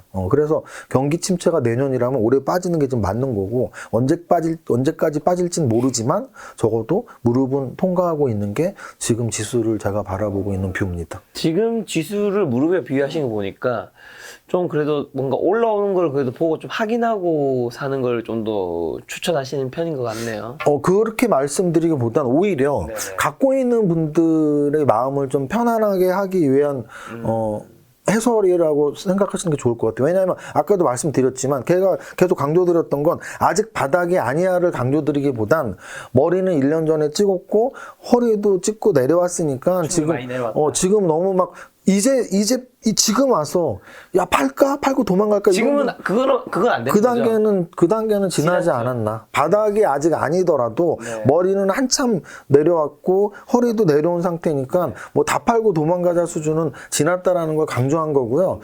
바닥이 아직 더 있다라고 말한 건 확률적으로 당연한 이야기죠. 왜냐하면 바닥이라는 건 원래 다져야 되거든요. 근데 뭐 어제 오늘이 최저점이었으니까 여기서 더 떨어지던 아니면 기간 조정이라도 받던, 왜냐하면 이 조정은 두 가지가 있거든요. 수치 조정이 있고 기간 조정이 있어요. 그러면 수치적으로는 아까 제가 말씀드렸지만 25% 30% 빠진 게 가격 조정 수치 조정이고요. 기간 조정은 얼마의 기간이 지났니? 지금 1년이 됐고요. 앞으로 또 얼마나 더 될지. 근데 이제 이것도 제가 좀 말씀드리고 싶은 게 김 작가님은 기억하시겠지만 이제 코로나 뭐 이걸로 보면 되겠다. 2020년 3월이 정확히 바닥이었잖아요. 근데 3월 이후에 4월, 5월, 6월 제가 김 작가 채널에 아마 한 6월쯤에 아마 첫 출연이었던 걸 기억나고 그때부터 한두 달에 한 번씩 나왔는데 그 2020년의 가을, 겨울 또는 2021년까지도 그런 질문을 하셨어요. 이게 뭐 그때 한참 인버스 사람들이 많이 샀거든요. 네, 그래서 맞아요. 이게 거다. 지수가 이제 너무 많이 온 거 아닌가요? 막 이런 질문을 많이 하셨을 때 제가 기간의 개념을 도입해서 많이 말씀을 드렸거든요. 이게 만약에 상승장이라면 이게 단순 반등이 아니고 상승장이라면 1년은 넘을 겁니다. 왜냐면 상승장이면 1년이 넘어야지 기억납니다. 맞거든요. 그러면은 그게 코로나 바닥이 2020년 3월이었죠. 그러면 아까 말씀드린 고점이 2021년 6월이었죠. 정확히 1년 3개월이 상승장이었던 거죠. 결과적으로. 그러면 지금 그 1년 3개월의 상승장이 끝나고 지금 기간적으로 1년의 하락 조정이 있었던 거예요, 이미. 그래서 제가 시작이 아니라고 이미 1년의 기간 동안 하락 조정을 거쳤고, 앞으로 하락의 폭은 얼마나 될 것이냐? 제가 보기에는 지금 시점으로 친다면 지금 2,400에서 10%만 빠져도 2,200을 또 깨야 되거든요. 2,200을 깰까? 만약에 깨도 10%. 지금 25%를 참았는데 10% 참을 수 있지 않을까요? 라는 말씀을 좀 편하게 드리고 싶고, 또 하나는 기간 조정으로도 벌써 1년이나 됐다. 그럼 앞으로 뭐 한 수개월 정도? 네. 수개월 정도? 그래서 감히 말씀드린다면 지금 6월이니까 좀 여름 지나서 가을 정도 되면 이 정도면 이제 다 빠지고 기간도 충분히 됐네라는 생각을 할 수 있지 않을까. 그러니까 보통 사람들은 연말까지 금리 인상 계속 되고 내년에 경기 침체는 확실해. 금리 인상이 3.75면 당연히 내년에 경기 침체지. 그걸 다 인정한다 하더라도 주식시장은 1년 또는 6개월 이상 빠르니까 그래서 올해 하반기부터는 바닥 찍고 돌아서는 시기일 수도 있다라는 게 제 말씀입니다. 네. 지금 과거 위기를 IMF, 밀레니엄 버블, 글로벌 금융위기, 이제 코로나 대표적인 네 번의 이제 큰 폭락 얘기해 주셨는데, 그러면 이 위기 때 돈을 번 사람들은 당연히 있을 거잖아요. 아무래도 크게 빠졌으니까 거기서 올라온 걸 먹으신 분도 있을 테니까. 위기 때 돈을 버는 분들은 어떤 특징이 좀 있었을까요? 엄밀히 말하면 위기 때 돈을 벌었다기보단 위기가 끝나고 돈을 벌었겠죠. 위기의 다음에. 그렇죠, 그렇죠. 무슨 뜻이냐면 사실 이렇게 지수가 빠지는 게 위기잖아요. 빠지는 시기에는 아까도 말씀드렸지만 저처럼 파생을 하거나 뭐 이렇게 선물 옵션이나 다른 역방향으로 요즘으로 치면 ETF 인버스거나 뭐 역방향으로의 베팅이 아니고선 돈 버는 방법은 없습니다. 2천 종목 중에 50개 100개 오르는데 어떻게 돈을 벌겠어요. 그러면 그 하락장에도 그렇게 돈 벌고 상승장에도 돈 벌면 지금 막 수백억 수천억씩 벌었어야 되는데 전국에 수백억 수천억 번 사람은 10명밖에 안 된단 말이에요. 그 얘기는 하락장에서는 다 잃는다고 보시면 돼요. 그러면 위기에서는 손해를 보는 거죠. 그러면은 큰 돈 번 사람은 어디서 나오냐? 바로 위기 다음에서 나오죠. 그래서 지금 요즘이 재테크 공부를 더 열심히 할 때라는 걸 강력하게 말씀드립니다. 그 이유는 이 말씀도 많이 들었는데 2020년 가을 겨울 2021년 초에 진짜 전업투자한다는 분이 많았어요. 그때는 전업투자 열풍이었어요. 그냥 제 이제 저 직장 그만두고 전업투자 되는 거 아닙니까? 사방에서 수익률이 지금 사방에서 직장 그만둔다고 그랬던 이유가 보통 1, 2억 하셨단 말이죠. 근데 1, 2억 했는데 6개월 만에 더블이 나요. 더블이 당연히 났겠죠. 그때 지수가 더블 났는데 계좌가 더블 나죠. 그러면은 1, 2억을 했는데 6개월 만에 1, 2억을 버니까 근데 연봉 5, 6천인데 연봉이 2배, 3배를 6개월 만에 번 거예요. 당연히 직장 생활하지 않고 전업 투자를 하면 그거보다 훨씬 큰 돈을 벌겠다라는 착각에 빠지신 거죠. 왜? 그분이 전업 투자자가 될 만큼 큰 굉장히 좋은 전략이 있거나 투자자로서의 자질이 있었던 게 아니고 그냥 좋은 장이었던 거죠. 운이 좋았던 거죠. 네. 그래서 오히려 공부를 안 했던 거예요. 그래서 공부 안 했어도 돈을 벌었던 시기였던 거고요. 지금은 오히려 다들 나 이제 주식 때려칠래. 안 할래. 라고 고민하고 있어요, 지금. 거꾸로죠, 거꾸로. 지금은 주식을 안 할 때가 아닌 게요. 아까도 말씀드렸지만 언제 부자가 됐냐고 저한테 질문하셨잖아요. 제가 말한 4번의 위기 바로 다음이죠. 왜? IMF 직후에 98년 10월부터 쭉 99년 말까지 한 1년 동안 300에서 1000포인트까지 지수가 3배가 올랐어요. 이게 참 재밌는 게 IMF 직전에 1000포인트에서 277 간 거는 2년 반이 걸렸어요. 근데 277에서 1000 간 거는 1년이 걸렸어요. 이때 큰 부자가 나왔고요. 그때 제가 주식을 했을 때입니다. 제가 말씀드렸잖아요. IMF 직후부터 했다고. 그러니까 요 1년에 지수가 3배 갈 때 제가 얼마나 빠르게 돈을 벌었겠어요. 자, 그 다음 큰 부자는 언제 나왔겠어요? 밀레니엄 파동이 지나고, 요때는 근데 그렇게 큰 부자는 아니야. 왜? 밀레니엄 파동이 지나고 1000포인트를 바로 찍은 건 아니고, 요 당시 2003, 4, 5, 6, 7에 좀 큰 부자가 나왔고요. 그 다음 큰 부자가 언제 나왔냐면, 글로벌 금융위기 직후. 글로벌 금융위기 직후가 2008년 10월, 11월부터 2010년 말까지. 한 1년 반, 2년 동안 역시 890에서 2200까지 지수가 2배 이상 올랐어요. 이때 큰 부자가 나오는 거죠. 자, 그 다음 큰 부자가 요런 박스권에 나왔겠어요? 거의 안 나왔습니다. 그 다음 큰 부자가 언제 나왔겠어요? 재작년 코로나 2월부터 2020년 2월, 3월부터 그 다음에 작년 6월까지 한 1년, 3개월, 4개월 정도의 큰 부자가 나오는 거예요. 그래서 그러면 그런 질문도 많이 받는데 주식을 평생 한 번 해야 되면 언제 해야 돼요? 큰 위기 다음에 하는 거죠. 근데 여러분들 지금 되게 고민 많으시잖아요. 지금 팔고 도망가야 되나? 25%나 빠졌는데 네. 근데 더 팔고 도망가야 되나라고 생각한다는 건 진짜 큰 위기라는 거잖아요. 그러면 실제로 이게 10% 20%더 빠졌다 하더라도 어쨌든 그런 급락의 시기가 지나면 큰 부자를 만드는 시기가 바로 와준다는 얘기죠. 그래서 지금은 좀 주식 시장이 어떻게 변하는지, 얼마나 더 빠질지, 그 빠진 이후에 반등은 언제 들어오는지 굉장히 예의주시할 필요가 있는 시기입니다. 중요한 시기라고 할 수 있죠. 25년의 차트에서 세무사님이 가장 돈을 많이 잃었던 시기는 언제고 왜 이러셨고 그리고 그때 그 위기는 좀 어떻게 극복하셨어요? 저는 글로벌 금융위기 때예요. 글로벌 금융위기 때. 네. 요 당시는 제가 좀 욕심을 내던 시기였던 것 같아요. 자산이 이미 좀 꽤 많은 시절이었겠네요. 많은 시기였는데 제가 욕심을 왜 냈던 시기냐면 네.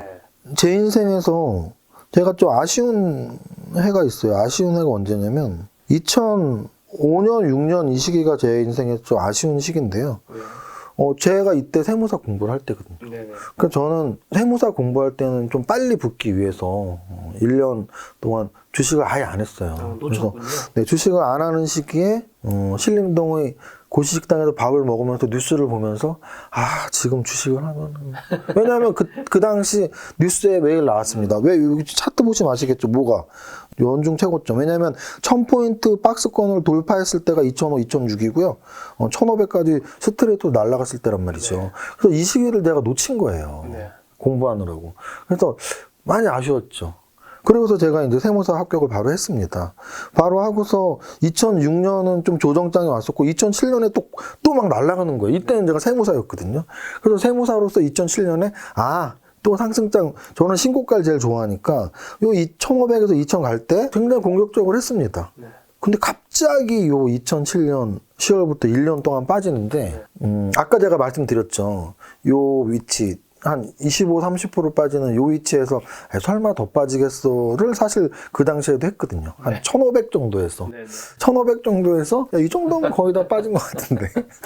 이건 역으로 확률적으로 요번에도 막말로 2000까지 갈 수도 있다는 얘기예요. 왜냐면 제가 오늘 말하는 거 다 예상치일 뿐이니까. 저는 주식 투자를 확률적으로 접근하지 확신을 하지는 않습니다. 그래서 제가 지금 말하는 건 다 확률적인 접근이고요. 제 예상에는 무릎 지났고 뭐 한 2300 요 정도까지만 열어주면은 기간 한두 달 바닥 다지면 올라가겠지라는 건 제 예상치인데 제 예상치랑 다르게 2000도 깨고 1700도 가는 확률도 있는 거죠. 확률은 있는 건데 저는 높은 확률로 그렇게는 안 갈 거야 라고 말을 하는 거고요. 근데 이제 그 당시에도 사실은 글로벌 금융위기도 왜 사람들이 많이 힘들었냐면 예상한 것보다 너무나 빨리 강하게 빠졌거든요. 누가 알았겠어요? 미국의 금융기관이 도산을 할지를. 그래서 그 도산을 했던 그 시기들 굉장히 빠르게 1500에서 1500까지도 저는 꽤 많이 빠졌네 했는데 1500에서 800까지 가는 게 한두 달 걸렸거든요. 그 시기. 2008년 7, 8, 9, 10 요 시기가 제 주식 투자에서 좀 굉장히 힘들었던 그때 시기고요. 그러면 굉장히 많이 잃었을 텐데. 손해봤죠. 대응은 손해봤죠. 손해봤고요. 제가 늘 말씀드리지만 지수가 빠질 때 손해보는 건 너무 당연한 거예요. 그렇죠. 너무 당연한 거고 그거를 정신적으로 가장 잘 이겨내는 방법은 당연하다고 생각하면 돼요. 우리가 배가 고프면 밥을 먹는 게 당연하고, 뭐, 추우면은 따뜻해지고 싶은 게 당연한 것처럼 우리가 주식 투자를 함에 있어서 손해가 나락률은 언제나 50%예요. 이익이 나락률이 50%, 손해가 나락률이 50%, 상승장의 오락률이 50%, 하락장의 오락률이 50%. 그래서 많이 힘들었지만, 내 예상에 틀렸네. 1500이 바닥일 줄 알았는데, 1000을 깨네. 1500에서 1000까지 정말 한두 달 만에 갔어요. 근데 이제 1000을 깼을 때부터 좀 굉장히 위기의식과 동시에 계속 더 계산적으로 머릿속으로 생각을 하게 됐죠. 1000을 깼어? 2000에서 1000? 얼마나 더 빠질까? 진짜 안 빠질 것 같은데? 근데 900까지 가더라고요. 네. 그래서 우리 허영만 화백님의 그 주식 타짜에도 그림이 나와요. 그 컷이 나와요. 제가 허화백님하고 인터뷰를 할 때 그날을 생생하게 묘사를 했거든요. 900을 깼어? 진짜 올인이다. 승부수를 던지자. 그러니까 물론 승부수라는 건 결국은 있는 돈 없는 돈 다 빌려서 한 건 아니고요. 제 포지션 자체를 저는 원래 파생도 했던 사람이니까 좀 더 레버리지를 상승 쪽으로 굉장히 실어놨죠. 왜냐하면 추세 매매라기 때문에 떨어지면 손절매하고 이제 바닥인가 더 들어가고 뭐 이런 식으로 하다가 900까지 깼는데 그때의 생각은 말씀 계속 드리지만 나라가 망하진 않는데. 미국도 금융 회사들이 망한 거지 미국이 망한 건 아닌데. 왜냐면 저는 그 전에도 IMF 또는 밀레니엄 파동 또는 9.11 테러까지도 다 겪은 사람이기 때문에 진짜 세상이 다 망한 것 같아도 결국 살아나는 게 주식시장인데 900까지 깨? 뭐 그 당시엔 그런 판단을 해서 좀 상방향으로 확실히 포지션을 실었고 그 바닥에서 1000포인트까지 올라가는 그 2000포인트죠. 890에 2000 올라가는 그 한 1년 반 동안 떨어진 거를 훨씬 회복하는 회복 이상의. 근데 저 바닥을 쳤을 때 더 들어갈 현금 여력이 있으셨어요? 제가 계속 말씀드렸잖아요. 추세 매매자들은 떨어지면서 아닌가 싶으면 손절을 해서 다시 현금을 모아놓고 하는 습관들이 있어요. 그리고 또 하나 말씀드렸지만 그런 현금들로 주식을 샀다기보다는 오히려 포지션 매매로 파생으로 상방향으로 완전히 좀 이렇게 포지션을 걸어놨었죠. 그래서 결국은 지금 제가 말씀드리는 건 요즘에 맨날 생각하는 것들이 무슨 생각을 하냐면 오늘 질문이 다 그런 질문이었는데 지금 지수는 과연 어떤 위치일까? 절대 하락의 시작은 아니다. 이미 1년 시작했다. 그리고 지금 1년 동안 하락하고 한 25% 빠진 건 역사적으로 어느 정도의 수준인가? 대여섯 번째 정도 되죠, 지금? 네. 그잖아. 1년에 30% 이상 빠진 구간이 더 없습니다. 네. IMF 때, 밀레니엄 파동 때, 글로벌 금융위기 때, 코로나 때 말고는 30% 빠진 데가 없어요. 그럼 지금 25년 동안에 한 5번째 위기라고 보시면 되고, 이 위기가 IMF 때 같은 위기면 3분의 1 토막이 나야 되니까 3천이면 뭐 한 1100까지 가야 되네요. 그렇게 생각하시는 분들이 있으면 IMF 같은 위기라고 생각하시는 거고요. 그 다음에 반토막이라고 생각하시면 3300에서 1700까지 갈 수 있게 열어놓으면 돼요. 그러면 그 위기는 글로벌 금융위기 정도의 위기라고 생각하시면 되고요. 그 다음 코로나 위기 때가 한 35% 빠졌거든요. 그 정도의 위기라고 생각한다면 지금 얼추 무릎을 넘어갔고, 근데 저는 지금은 반토막 나는 위기라고 생각하지 않고 한 30%선, 35%선의 위기라고 생각하고 있기 때문에 무릎 정도라고 말하는 거지. 만약에 반토막을 생각한다면 지금 허리라고 말해야 되는 게 맞아요. 역사적으로 그 큰 폭락을 했을 때의 강도를 보면서 지금 나는 어느 쪽에 조금 추를 맞출지. 그렇죠. 자기의 위기의식을 맞춰보는 거죠. 우리가 어떤 일을 할 때 그렇잖아요. 중요도를 잘 판단하는 사람이 성공한다고 저는 배웠거든요. 무슨 일이 10가지가 있을 때 10개 중에 무엇을 먼저 할까? 그럼 비교를 잘해야 돼. 주식도 마찬가지. 주식은 2000 종목 중에 얘가 좋은가 계속 어떤 분석법에 의해서 또는 느낌으로, 촉으로, 감각으로 하나를 선택하는 거잖아요. 그럼 제가 지금 말씀드리는 선택은 지금의 위기가 20, 30% 빠진 위기가 과거에 제가 설명드린 IMF 때의 위기, 글로벌 금융위기 때의 위기, 또는 코로나 때의 위기, 어느 정도의 위기선인가를 계속 판단하는 수밖에 없습니다. 네. 제가 판단했던 건 지금 한 무릎 지났고 뭐 바닥 열어봐야 한 2200선? 그럼 여기서 한 5%, 10% 더 빠진 바닥이고 뭐 기간은 뭐 한 몇 달 정도? 내년에 경기 침체면 올해 바닥 찍는 게 맞거든요. 1년 먼저 움직이니까. 자, 이번 시간에는 이제 종목이랑 섹터 좀 점검하려고 하는데요. 많은 분들이 가지고 계시는 삼성전자, SK하이닉스 반도체 섹터입니다. 어떤 섹터가 또는 어떤 종목이 강한 놈인지 약한 놈인지를 구분하는 방법은 지수랑 비교해보면 돼요. 네. 그럼 지수랑 비교해서 삼성전자는 약한 아이입니다. 왜냐하면 아까 말씀드렸지만 지수는 2020년 6월까지 고점을 찍었는데요. 네. 삼성전자는 2020년 1월에 고점을 찍었거든요. 네. 고점을 더 빨리 찍었죠. 그리고 하락률은 지수는 고점 대비 지금 한 25% 빠졌는데요. 삼성전자는 고점 대비 한 35% 빠졌습니다. 그래서 꺾일 때 빨리 꺾이고 빠질 때 더 강하게 빠지고 많이 빠지고. 그럼 지수보다 약한 아이죠. 그러면 최근엔 어땠냐? 최근에도 지수보다 약한 걸 모습을 보여줬죠. 왜냐하면 올해의 신저점을 삼성전자가 지난 금요일날 쳤는데요. 지수는 하루 이틀 더 늦게 신저점을 쳤거든요. 그래서 역시 약한 수준 정도라고 말씀을 드리고, 그 다음에 그러면 많은 분들이 삼성전자는 그러면 뭐 이제 안 사야 돼요라고 생각하는데, 제가 뭐 삼성전자를 좋다고 말씀드린 적은 많지는 않습니다. 대형주가 움직였던 때도 삼성전자보다 카카오나 또는 2차전지 쪽이 더 빨리 움직였고요. 네. 그리고 대형주가 떨어지는 시기에도 삼성전자가 좀 더 빨리 빠졌고요. 그래갖고 삼성전자가 좋은 시기가 별로 없었어요. 그런데 많은 분들이 관심 있어 하시니까 삼성전자 사도 돼요 해서 저는 이 가격대에서 이제 오자가 지금 코앞이잖아요. 네. 5만 원대가. 5만 원대는 메리트가 있는 가격대라고 보고 있어요. 그 이유는 이 월봉으로 다시 보시면 우리나라에서 삼성전자만큼 오랜 기간 동안 사랑받은 종목이 없습니다. 그 이유는 오랜 기간 동안 올랐기 때문이에요. 우리가 삼성전자를 사랑하는 이유는 딱 하나예요. 우리한테 돈을 벌어줬기 때문이에요.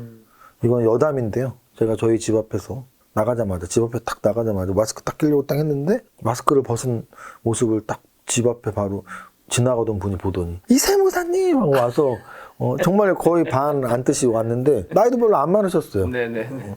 우리 아들보다 더 좋아 막 그러시더라고. 아들보다 더 좋대요. 그 제가 나이도 별로 안 맞으신데 왜 아들보다 더 좋으세요? 그랬더니 우리 아들은 나한테 자주 오지도 않고 용돈도 안 줘. 근데 이 세무사님은 유튜브에서 맨날 재밌게 해주고 돈도 벌게 해준다고 좋대.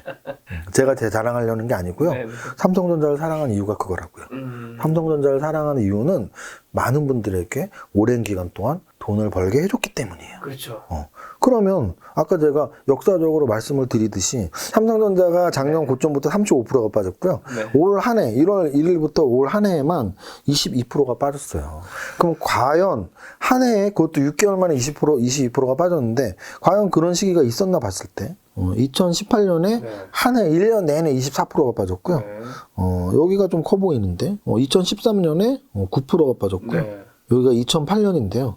종가 기준으로 18%가 빠졌는데요.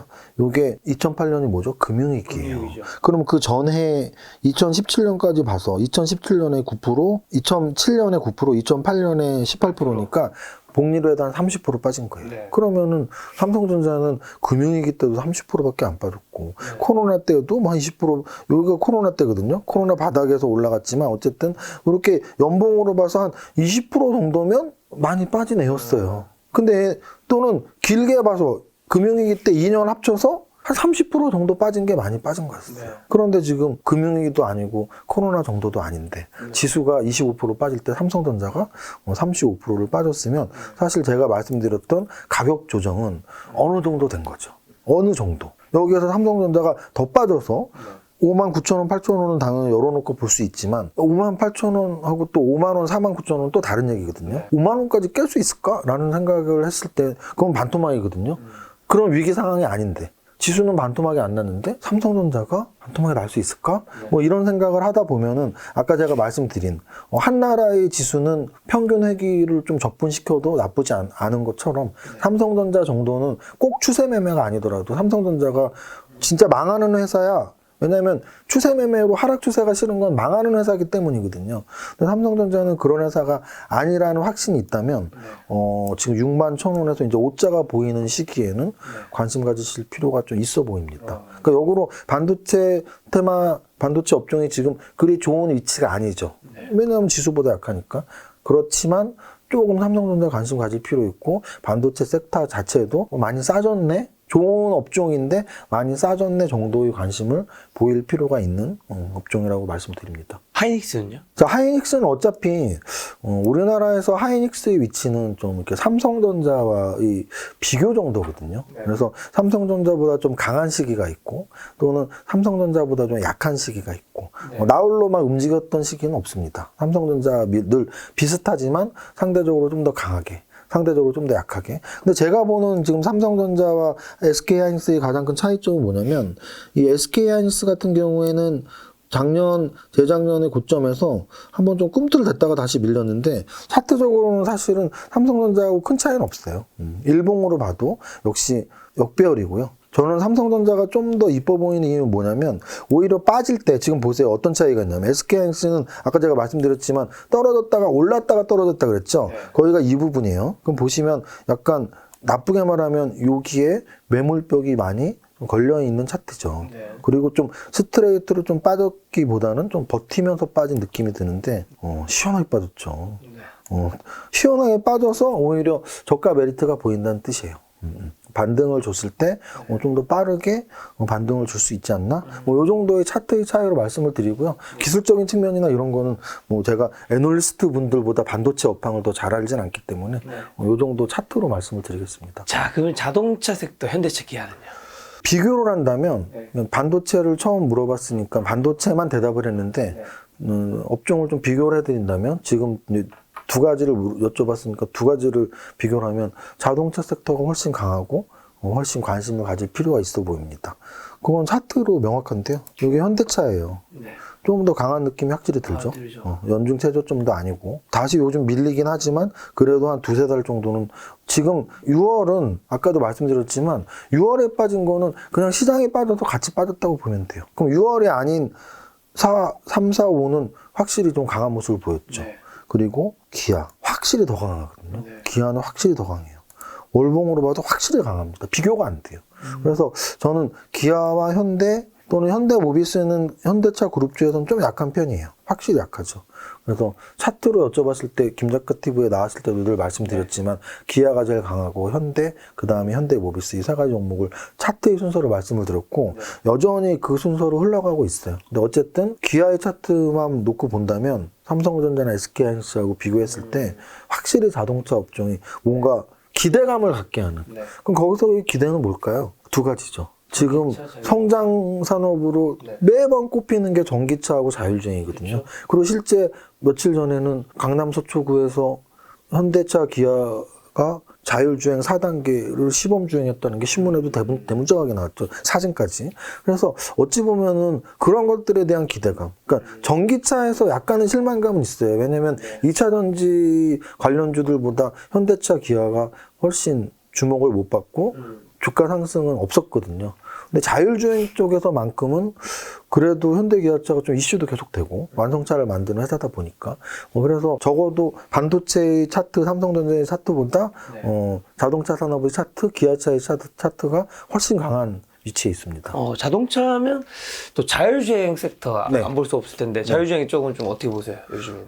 자율주행 쪽은 저는 올해 연초, 작년 연말부터 어디를 나가더라도 하나만 정해봐요. 왜냐하면 제가 성장주에 투자라는 책에 8개의 산업 이런 걸 분석을 해놨었는데 8개 중에 하나만 단 한 이제 하나만 하라고 하는 데서는 거의 자율주행을 얘기했던 것 같아요. 그리고 3개만 이랬을 때도 당연히 한 개가 자율주행이니까 3개 안에 들어가겠죠. 그래서 자율주행은 제가 굉장히 관심 깊게 보고 있는 산업 분야고요. 그 이유는 다시 한번 강조드리지만 그 시대의 흐름은 바뀔 수가 없는 거슬 수 없는 대세이고 확실한 미래예요. 오는 게 확실한 미래인데 언제 올지를 모를 뿐이죠. 우리가 전기차가 지금 그런 상태예요. 전기차는 이제는 더 이상 전기차의 미래를 의심하는 분은 없습니다. 없죠.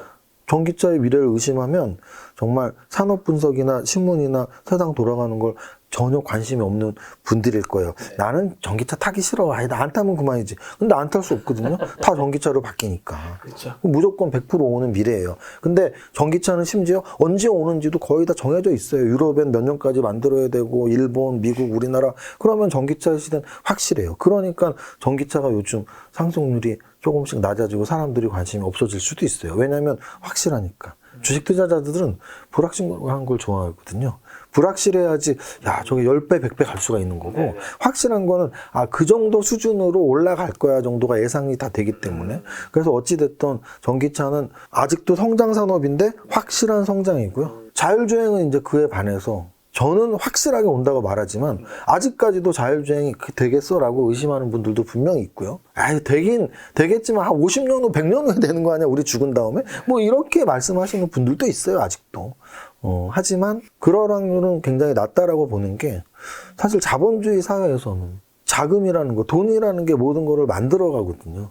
근데 지금 가장 돈이 많은 미국의 빅테크 기업들, 애플, 테슬라. 여기서 게임 끝이에요. 애플과 테슬라가 자율주행을 지금 앞서서 가장 진행을 하고 있기 때문에 자율주행은 당연히 확실히 올 수밖에 없는 미래고 생각보다도 좀 빨리 올 수 있는 미래라는 생각에 저는 자율주행 쪽은 우리나라의 현대 기아차도 거기에 맞춰서 이렇게 움직임이 나오는 거겠죠. 그래서 자율주행은 여전히 아직은 가치적이지 않지만 아직은 수익에 잡히지 않지만 성장성으로는 모든 산업 중에 원탑이라고 말씀드립니다. 그럼 관련된 2차 전지 섹터는 좀 어떻게 보세요? 2차 전지 섹터 같은 경우는 방금 전에 말씀드린 전기차와 자율주행을 계속 말씀드렸잖아요. 어찌 보면 반도체와 자율주행의 중간 정도가 전기차라고 보시면 되는 거죠. 지금 반도체를 굉장한 성장 산업이라고 보는 분들은 없단 말이죠. 삼성전자가 360조 대인데, 삼성전자가 굉장한 성장 산업이라서 1000조, 2000조가 바로 될 거야라고 말하는 사람은 없을 거예요. 디램이 성장 산업도 아니고 그나마 비메모리, 미래 산업은 비메모리의 사회거든요. 로봇에도 들어가고 자율주행에도 들어가고 모든 기기들에 들어갈 테니까 그래서 비메모리 시대라서 삼성전자 또는 반도체가 성장 산업으로 들어가는 건데 그 정도의 성장은 사실은 전기차가 압도적이죠. 네. 전기차 배터리가 압도적인 이유는 아직 전기차의 시장 점유율이 그리 높지 않고 모두가 바꿔야 되기 때문이죠. 그래서 전기차 산업은 당연한 성장 산업이고 그러면 그 성장 산업 중에 우리나라는 LG 에너지 솔루션과 삼성 SDI 정도를 보면 그래도 반도체보다는 좀 강한 모습이 나오고 반면 현대차, 기아차보다는 좀 약하다고 볼 수도 있어요. 특히 삼성 SDI 같은 경우는 그러니까 LG 에너지 솔루션은 왜 더 강하냐 하면 뭐 테슬라와의 재료가 계속 나왔기 때문이고 그래서 어찌 보면은 전기차는 성장 산업이 맞고요. 차트는 LG 에너지 솔루션 시총 부담은 좀 되는데 얘가 100조라서 시총 부담은 좀 되는데 차트는 요 최근에 지수 빠지면서 두두둑 안 빠졌던 이유가 테슬라 관련 재료 때문이거든요. 그래서 좀 잘 버티고 있다라고 보시면 되고 또 하나는 얘네들 말고 또 소부장 쪽에서도 괜찮니? 소부장 쪽에서는 괜찮은 정도가 아니에요 지금.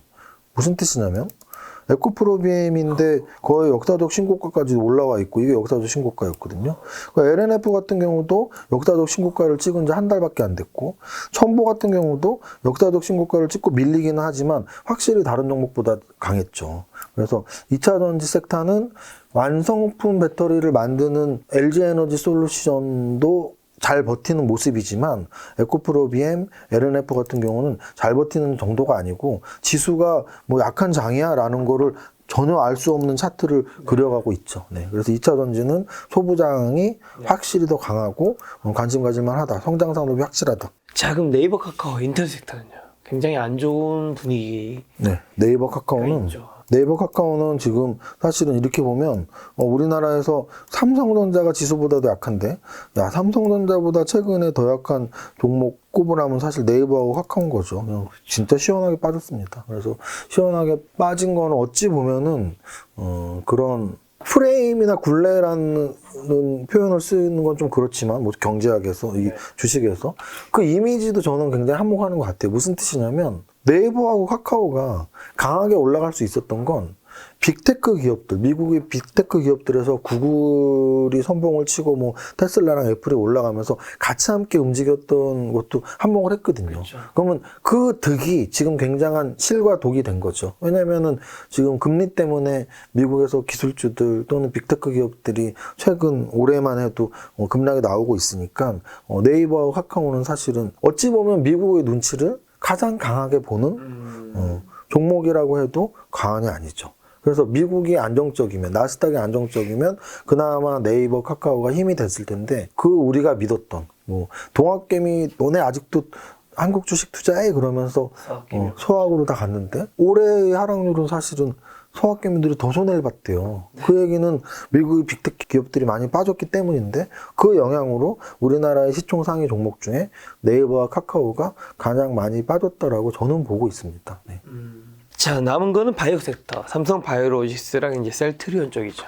삼성 바이오로직스는 의외로 정말 의외로 잘 버티는 종목입니다. 제가 왜 의외라고 하냐면 사실 제약바이오 업종이 코로나 이후에 정말 직접적인 관련이 있는 종목들 무슨 뜻이냐면 코로나와 직접적으로 뭐 마스크를 만드는 회사 또는 진단 시약을 만드는 회사, 코로나 백신이나 치료제와 관련된 회사들 이런 코로나 직접 관련이 없는 회사들은 정말 죽을 섰거든요. 그 이유는 아까 네이버 카카오 빠진 거랑 비슷하게 보시면 돼요. 무슨 뜻이냐면 지금 금리 인상 시기에 금융주가 강한 거와 반대의 개념으로 생각하면 돼요. 그래서 안정적인 금융주가 강하듯이 실적이 별로 없는 섹터들이 금리 인상 시기엔 안 좋아. 라는 게 미국에서도 나오고 있고, 그게 우리나라에 나온 게 이제 네이버, 카카오의 하락인데, 그거와 똑같이 제약바이오주들이 그렇게 움직였거든요. 그래서 실제 셀트리온 같은 경우 보면, 그냥 시원하게 빠졌습니다, 얘도. 월봉으로 봐도, 고점에서 38만원 고점에서 15만원까지 반토막 이상이 났죠. 그래서 굉장히 많이 빠진 대형주 중에 하나가 셀트리온인데 삼성 바이오로직스는 그렇지 않았다는 거죠. 이게 뭐 여러 가지 해석이 있을 수 있지만 삼성이라는 게 일단 저는 좀 크다고 봐요. 또 우리나라의 최고의 그룹에서 사실 삼성전자도 뭐 삼성그룹에서 했으니까 삼성전자 이전에도 삼성그룹은 우리나라 최고의 그룹이었으니까 우리나라 최고의 그룹인 삼성그룹에서 야 우리 반도체 사업 열심히 할 거야 하면서 삼성전자를 만든 거를 우리는 다 그 과정을 봤단 말이죠. 네. 그러니까 약간의 믿음이 있는 것 같아요. 삼성에서 바이오를 하면 잘할 것 같은데 그리고 실제 2세들은 어찌 보면 삼성전자는 고 이건희 회장님이 삼성전자를 만든 거니까 그러면 그 어찌 보면 이제 창업으로 치면 3세인데 뭐 3세인 이재용 부회장 같은 경우는 삼성전자를 키우는 건 당연하지만 그래도 또 자신의 때에서 시작을 했던 삼성바이오로직스에 욕심을 내고 잘하고 싶은 마음이 있는 건 또 당연한 거니까. 그래서 어찌 보면 삼성이 하니까 이 정도 강했나라는 생각이 들 정도로 바이오 섹터는 사실 그렇게 강하진 못했어요. 그러면 아까 제가 말씀드렸던 야 삼성전자가 이 정도면은 살만해. 또는 2차 전지에서는 완제품보다는 에코프로비엠, LNF 보니까 조금 시총이 더 낮은 소부장이 더 살만해. 뭐 이런 말씀 드렸듯이 제약바이오 쪽에서는 그럼 뭐 쭉 빠진 셀트리온이나 잘 버티는 삼성바이오로직스를 굳이 볼 필요 없이 그 아랫단에 있는 애들 중에 5천억에서 1조 사이에 좀 영업이익률 높고 리오프닝과 연관된 애들이 있어요. 예를 들어서 피부과, 성형외과, 치과 이런 애들 영업이익률이 막 30% 50%씩 되는 애들 중에 매출도 좀 잘 나오고 이런 애들을 오히려 찾는 게 좀 더 나을 수도 있지 않나요? 왜냐하면 신약 개발만 하는 애들은 아직은 바닥을 좀 못 다지고 좀 빠지는 경향들이 있습니다. 네. 세무사님 성장주의 투자라 책에서 이제 언급해 주신 로봇이랑 우주 관련주는 지금 어떻게 보세요? 아까 제가 자율주행을 만약에 산업 하나만, 성장 산업 중에 하나만 말하라고 하면 자율주행이라면 하나만 더 말하라고 하면 로봇이거든요. 네. 그 이유는 자율주행 같은 경우는 우리나라 현대차, 기아 또는 뭐 전장 부품을 만드는 LG전자 또는 삼성전자도 지금 그 기사가 엊그저께 나왔던데 삼성전자, 삼성 SDI, 삼성전기 이런 그룹의 브레인들이 모여서 테슬라를 연구하고 있다. 뭐 이런 자율주행 쪽 이런 기사도 한번 봤어요. 그래서 어찌 보면 우리나라의 특성이죠. 근데 이제 우리나라의 특성보다는 자율주행은 사실은 미국을 보면서 따라가는 전략이거든요. 왜냐하면 전기차도 아까 말씀드렸지만 현대차, 기아가 움직였다기보단 테슬라가 움직여서 LG에너지솔루션도 있는 거고 에코프로비엠도 있는 거거든요. 마찬가지로 우리나라에서 로봇은 그러면 미국 시장에서 로봇이 뭐 대단하냐? 제가 보기에 로봇은 오히려 우리나라의 특성이 좀 더 맞는 것 같아요. 그 이유는 다 아시겠지만 현대에서 보스턴 다이내믹스를 인수를 하고 LG전자에서 로봇에 중점을 둔다 하고 또 삼성전자에서 로봇에 중점을 둔다 하는데 그러면 지금 현대, LG, 삼성 여기에 SK만 있으면 4대 그룹이거든요. 그럼 우리나라의 대단한 그룹들이 다 로봇에 대한 이야기를 하고 있다? 그럼 당연히 투자자로서는 너무나 관심을 가질 섹터가 되는 거죠. 거기에 추가로 우리나라는 삼성전자와 현대차라는 굵직이 세계적인 기업 두 개가 있는데 반도체 산업과 자동차 산업에서는 산업용 로봇이 여태까지 많이 쓰였단 말이죠.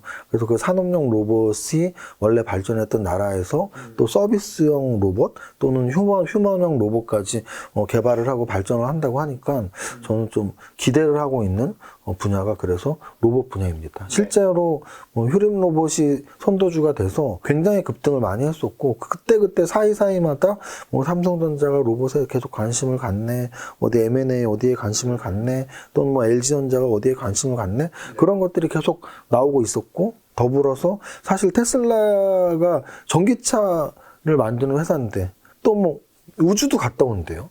근데 또 테슬라 봇도 있잖아요. 그래서 테슬라에서도 미래 산업을 계속 확장시키고 있는데 거기 테슬라 봇이 굉장히 중요한 한 축이거든요. 그래서 그런 테슬라 봇 재료 또는 삼성전자 재료, LG전자 재료 이런 것들이 한 달에 한 번씩 나와주니까 로봇 산업은 좀 관심을 가질 필요가 있어 보입니다. 네, 우주는요? 좀 먼 것 같기도 한데 저는. 우주는 이제 좀 얼마 전에 악재가 엊그저께 나온 거죠. 누리호 발사가 우리나라 쏘는 우리나라 우주 산업 이 정도야를 계속 보여주는 건데 연기가 됐어요. 그러니까 뭔가 이제 좀 잘 안 된 거죠. 근데 이제 그 우주 항공은 우리나라의 특성이 우주항공은 제가 보기엔 세계적인 것과 우리나라의 특성이 맞물려서 저는 좋다고 봐요. 무슨 뜻이냐면 작년, 재작년에 계속 그 말 많은 일론 머스크가 계속 우주 얘기를 하면서 뭐 아마존 또는 뭐 이쪽에서 계속 서로 좀 우주 경쟁이 있었죠. 근데 뭐 우리나라에서 사실 민간 우주선이 바로 나오진 않겠죠. 하지만 우리나라의 특성은 또 뭐가 있냐면 방위산업이 발전해 있다는 네. 특성이 있습니다. 그리고 최근에 한국항공우주 차트를 보면 정말 어마무시하게 우상향을 했거든요. 이게 항공우주의 차트란 말이에요. 그러면은 사실은 항공우주가 작년 저점부터 지금 2배 이상 이렇게 올라갔단 말이죠. 굉장히 탄탄하게. 지금 지수가 이렇게 빠지는 시기에 이렇게 탄탄하게 올랐다는 얘기는 결국은 외국에 이제 수출 얘기가 계속 나오기 때문이에요. 그래서 지난주인가 며칠 전에도 현대로템에 대한 그런 방산 수출 이야기가 한번 나온 적이 있고요. 그래서 계속 우리나라의 방위산업체들이 성장할 수 있는 그런 타이밍이 좀 괜찮게 맞아 떨어지는 시기인가 아니라는 생각이 드는 게 일단은 첫 번째는 지수에 악영향을 미치는 러시아 우크라이나 전쟁이 또 각국의 국방비를 증가시키는 요인이겠죠. 러시아하고 인접한 국가들 또는 인접하지 않더라도 어떤 군사적 문제가 있는 국가들은 뭔가 또 무기를 사야 되는 시기. 그래서 우리나라가 방산이 발전되어 있으니까 어떤 수출 얘기가 계속 나오는 거고요. 두 번째는 제가 뭐 정치적인 얘기는 아니지만 우리나라에서는 그래도 어쨌든 두 정당이 있는데 구 여권인 더불어민주당과 또 현 여권인 국민의힘은 분명히 대북 전략은 분명히 다르다라는 걸 뭐 전 국민이 공감을 할 테니까. 그래서 이번 정부에서는 조금 더 방산 국방비가 좀 증가하거나 또는 방위산업이 주식시장에서 이슈가 될 만한 이슈가 이렇게 나올 수가 있는 거죠. 그래서 어찌 보면은 우리나라의 방위산업 그리고 또 세계적인 우주항공의 시대에 맞게 항공우주를 비롯한 관련주들이 또 있으니까 이런 쪽도 저는 성장산업이라고 보고 있는 거죠. 야, 항공우주는 지금 어마어마하게 오른 거잖아요. 네. 이 차트를 보면서 드는 생각이 지수가 이렇게 빠져도 사람들은 돈을 벌 수 있는 종목을 끊임없이 찾고 있기 때문에 이런 종목이 오를 수 있는 거 아닌가요? 찾는 게 당연하죠. 찾아야죠. 네. 그래서 아까 제가 말씀드렸던 약세장에서는 돈 못 벌어요 라고 말하는데 그 못 버는 거에서 예외는 정말 2천 종목 중에 이런 종목을 찾는 건데요. 왜 제가 못 벌어요 라는 말씀을 드렸냐면 만약에 이 종목에 몰빵을 집중 투자를 했다면 벌었겠죠. 그렇죠. 근데 원칙적으로 저는 일단 몰빵 투자는 안 하시죠. 주식 투자에서 너무나 위험이 큰 전략이기 때문에 왜냐하면 주식 투자는 두 가지를 다 잘해야 되거든요. 수익률을 높이면서 위험을 낮춰야 돼요. 근데 수익률을 높이면서 위험을 낮춘다는 건 어불성설이에요. 왜냐하면 하이 리스크 하이 리턴에 어긋나기 때문이죠. 우리가 우리 투자 대상을 봤을 때 위험이 높으면 무조건 수익이 높아요. 그러면 하이 리스크 하이 리턴을 어긋나는 전략을 하이 리스크 로 리턴 종목은 없다는 얘기예요. 종목은 없지만 하이 리스크 로 리턴을 만드는 방법이 있는 거죠. 그게 바로 포트폴리오 분산 효과예요. 그래서 재무관리의 기본이 포트폴리오 분산 효과란 말이에요. 그래서 포트폴리오 분산 효과를 누리려면 적어도 3개, 5개, 10개를 갖고 있어야 돼요. 그럼 지금 같은 장에서 내가 포트폴리오 분산 효과를 노리기 위해서 5개를 샀어. 그 중에 하나가 항공우주는 뭐예요? 4개가 떨어졌을 텐데. 그렇게 말씀드리는 겁니다. 자, 지금의 시대가 가만히 있으면 저절로 이제 가난해지는 인플레이션 시대라 이제 불리고 있잖아요, 요즘에. 이런 상황에서 이제 뭐 투자자분들이 그러면 이제 현금으로 뭔가를 하려고 하는데 주식도 뭐 가상화폐도 부동산도 뭘 하기에 좀 애매한 거죠. 다 뭐 떨어지고 있고 하니까. 근데 또 현금을 가만 놔두면 현금 쓰레기라고 하고 현금으로 뭘 하려고 하니까 어디 갈 데도 없고 이거 좀 어떻게 해야 될까요, 이 현금? 이게 아마 많은 분들이 가장 지금 처한 상황인 것 같아요. 저는 투자자의 한 사람으로서 네. 투자를 계속 하는 게 맞다고 봐요. 그 이유는 이제 우리가 평균값의 개념으로 접근을 해야 된다는 얘기죠. 은행에 넣어놓으면 손해 안 나요. 은행 이자 1%를 배불리 받으면서 손해 안 나요. 근데 실제로 배불리라는 말에서 쟤 빈정대는구나라는 생각 들지 않았나요? 맞잖아요. 1%가 배부른가요? 배 안 불렀단 말이에요. 그냥 거의 원금 보존 수준이에요. 1억을 넣으면 1년에 100만 원을 주겠죠. 100만 원으로 인생이 전혀 바뀌지 않아요. 1억으로 100만 원이면 한 달에 8만 원이니까. 뭐 맛있는 거 저녁 한 끼 먹는 거죠. 그렇게 본다면 결국은 말씀하신 것처럼 물가 상승을 이겨내는 방법은 투자밖에 없어요. 은행금리 이상의 수익률을 주는 투자. 그런데 지금 말씀하신 것처럼 그래서 투자를 하려고 했더니 투자는 손실이 나잖아. 거기서 포인트는 그거예요. 투자는 손실이 나는 게 당연하다니까요. 손실이 나는 시기도 있고 이익이 나는 시기도 있는데 그게 누적적으로 합산돼서 평균적으로 은행금리보다 높다라는 이야기죠. 그러면 또 이런 반문을 하실 수가 있어요. 그래. 그러니까 나는 손실 나는 시기를 피하고 이익 나는 시기만 하면 내 이익이 은행금리보다 훨씬 높아지는데 굳이 내가 손실을 왜 나야 돼? 라고 말씀을 하시는 거죠. 그러면 저는 이런 말씀을 드리고 싶어요. 예를 들어 운동선수가 그것도 탑클래스 운동선수예요. 세계 올림픽 금메달을 노릴 수 있는. 근데 올림픽 금메달을 노릴 수 있는 선수가 컨디션이 좀 안 좋아요. 이번 올림픽 시즌은 내가 안 될 것 같다, 메달. 그럼 안 나가고 4년 후 메달을 노리겠습니다. 자기 컨디션이 좋을 때만 나가고. 이런 선수가 있을까요? 한 명이라도? 없죠. 절대 없을 거예요. 절대 없습니다. 무조건 죽어라 해서 못 따더라도 메달을 못 따더라도 나갔죠. 따면 좋은 거고 못 따도 또 경험에 대해서 그 다음에 딸 수도 있는 거고. 저는 주식시장에서의 참여가 딱 그렇다고 봐요. 주식시장에서 우리는 금메달만 따려고 또는 이익만 내려고 한다고요? 네. 마치 운동경기에서 나는 1등 할 때만 나갈 거야랑 똑같은 거 아닐까요? 여러 번을 나가서 한 번 1등 할 수도 있고 그게 누적이 돼서 자기 인생 중에 메달을 한 번 또는 두 번 딸 수 있는 거지. 나는 메달 딸 컨디션에만 나의 라이벌들이 안 나올 때만 나가야지. 이거랑 저는 똑같다고 보거든요. 그럴 수도 없고 말도 안 되고 그럴 확률도 없습니다. 만약에 여러분들이 요즘에 요즘 투자하면 손해만 보는데 나는 최저점 찍고 나서 손해 절대 안 보는 수준에서 들어올 거야. 설마? 그러면 코로나 지나고 2020년 4월에 들어오신 분들 2020년 4월에서 2021년 7월까지 매달 이익만 나셨나요? 절대 안 그랬을 것 같은데. 그때는 왜 인버스 사서 손해났고 그때는 왜 엄한 종목 사서 상장 폐지 당하고 지수가 1년 3개월 올랐단 말이에요. 2020년 3월부터 2021년 6월까지 1년 3개월 올랐어요. 그 시기에 지수가 1400에서 3300까지 2배 이상, 거의 2.5배 올라가는 그 시기에 과연 여러분들의 계좌가 2.5배, 5배가 났냐고요. 만약에 안 났다면 왜 안 났을까요? 그 전에 상승장 경험이 없기 때문이에요. 그 전에 상승장 경험이 없기 때문이에요. 지금 여러분들이 굉장히 힘들어 하시죠. 왜 힘들어 하실까요? 하락장 경험이 없기 때문이에요. 근데 이 하락장 경험을 아까 말씀드렸지만 심지어 1년 동안 25% 벌써 겪었어. 벌써 겪었으면 뭐 한 5% 10%만 참으면 이제 또 좋은 장 오면 이 하락장 경험도 겪고 또 상승장에서 큰 과실을 얻을 수 있는데 굳이 요즘은 투자하면 손해가 나니까 난 안 하고 뭐 이런 생각을 가지실 필요는 저는 없다고 보고요. 투자를 하는 게 맞다고 보고요. 물가 상승을 이겨내는 방법은 일단은 투자밖에 없습니다. 왜냐하면 은행 금리보다 물가 상승률이 높기 때문이죠. 그래서 당연히 투자의 기회를 놓치시면 안 될 것 같고요. 어디에 투자하는지는 제가 주식 전문가니까 주식에 투자하시라고 말씀을 드리는 거고 또 부동산 전문가분들은 나와서 부동산에 투자하라고 말씀을 하실 것이고 여러분들은 결국은 그 투자 대상에서 선택을 하시면 되는데요. 부동산과 주식의 선택 차이는 명확해요. 투자 대상을 구분하는 3원칙이 있어요.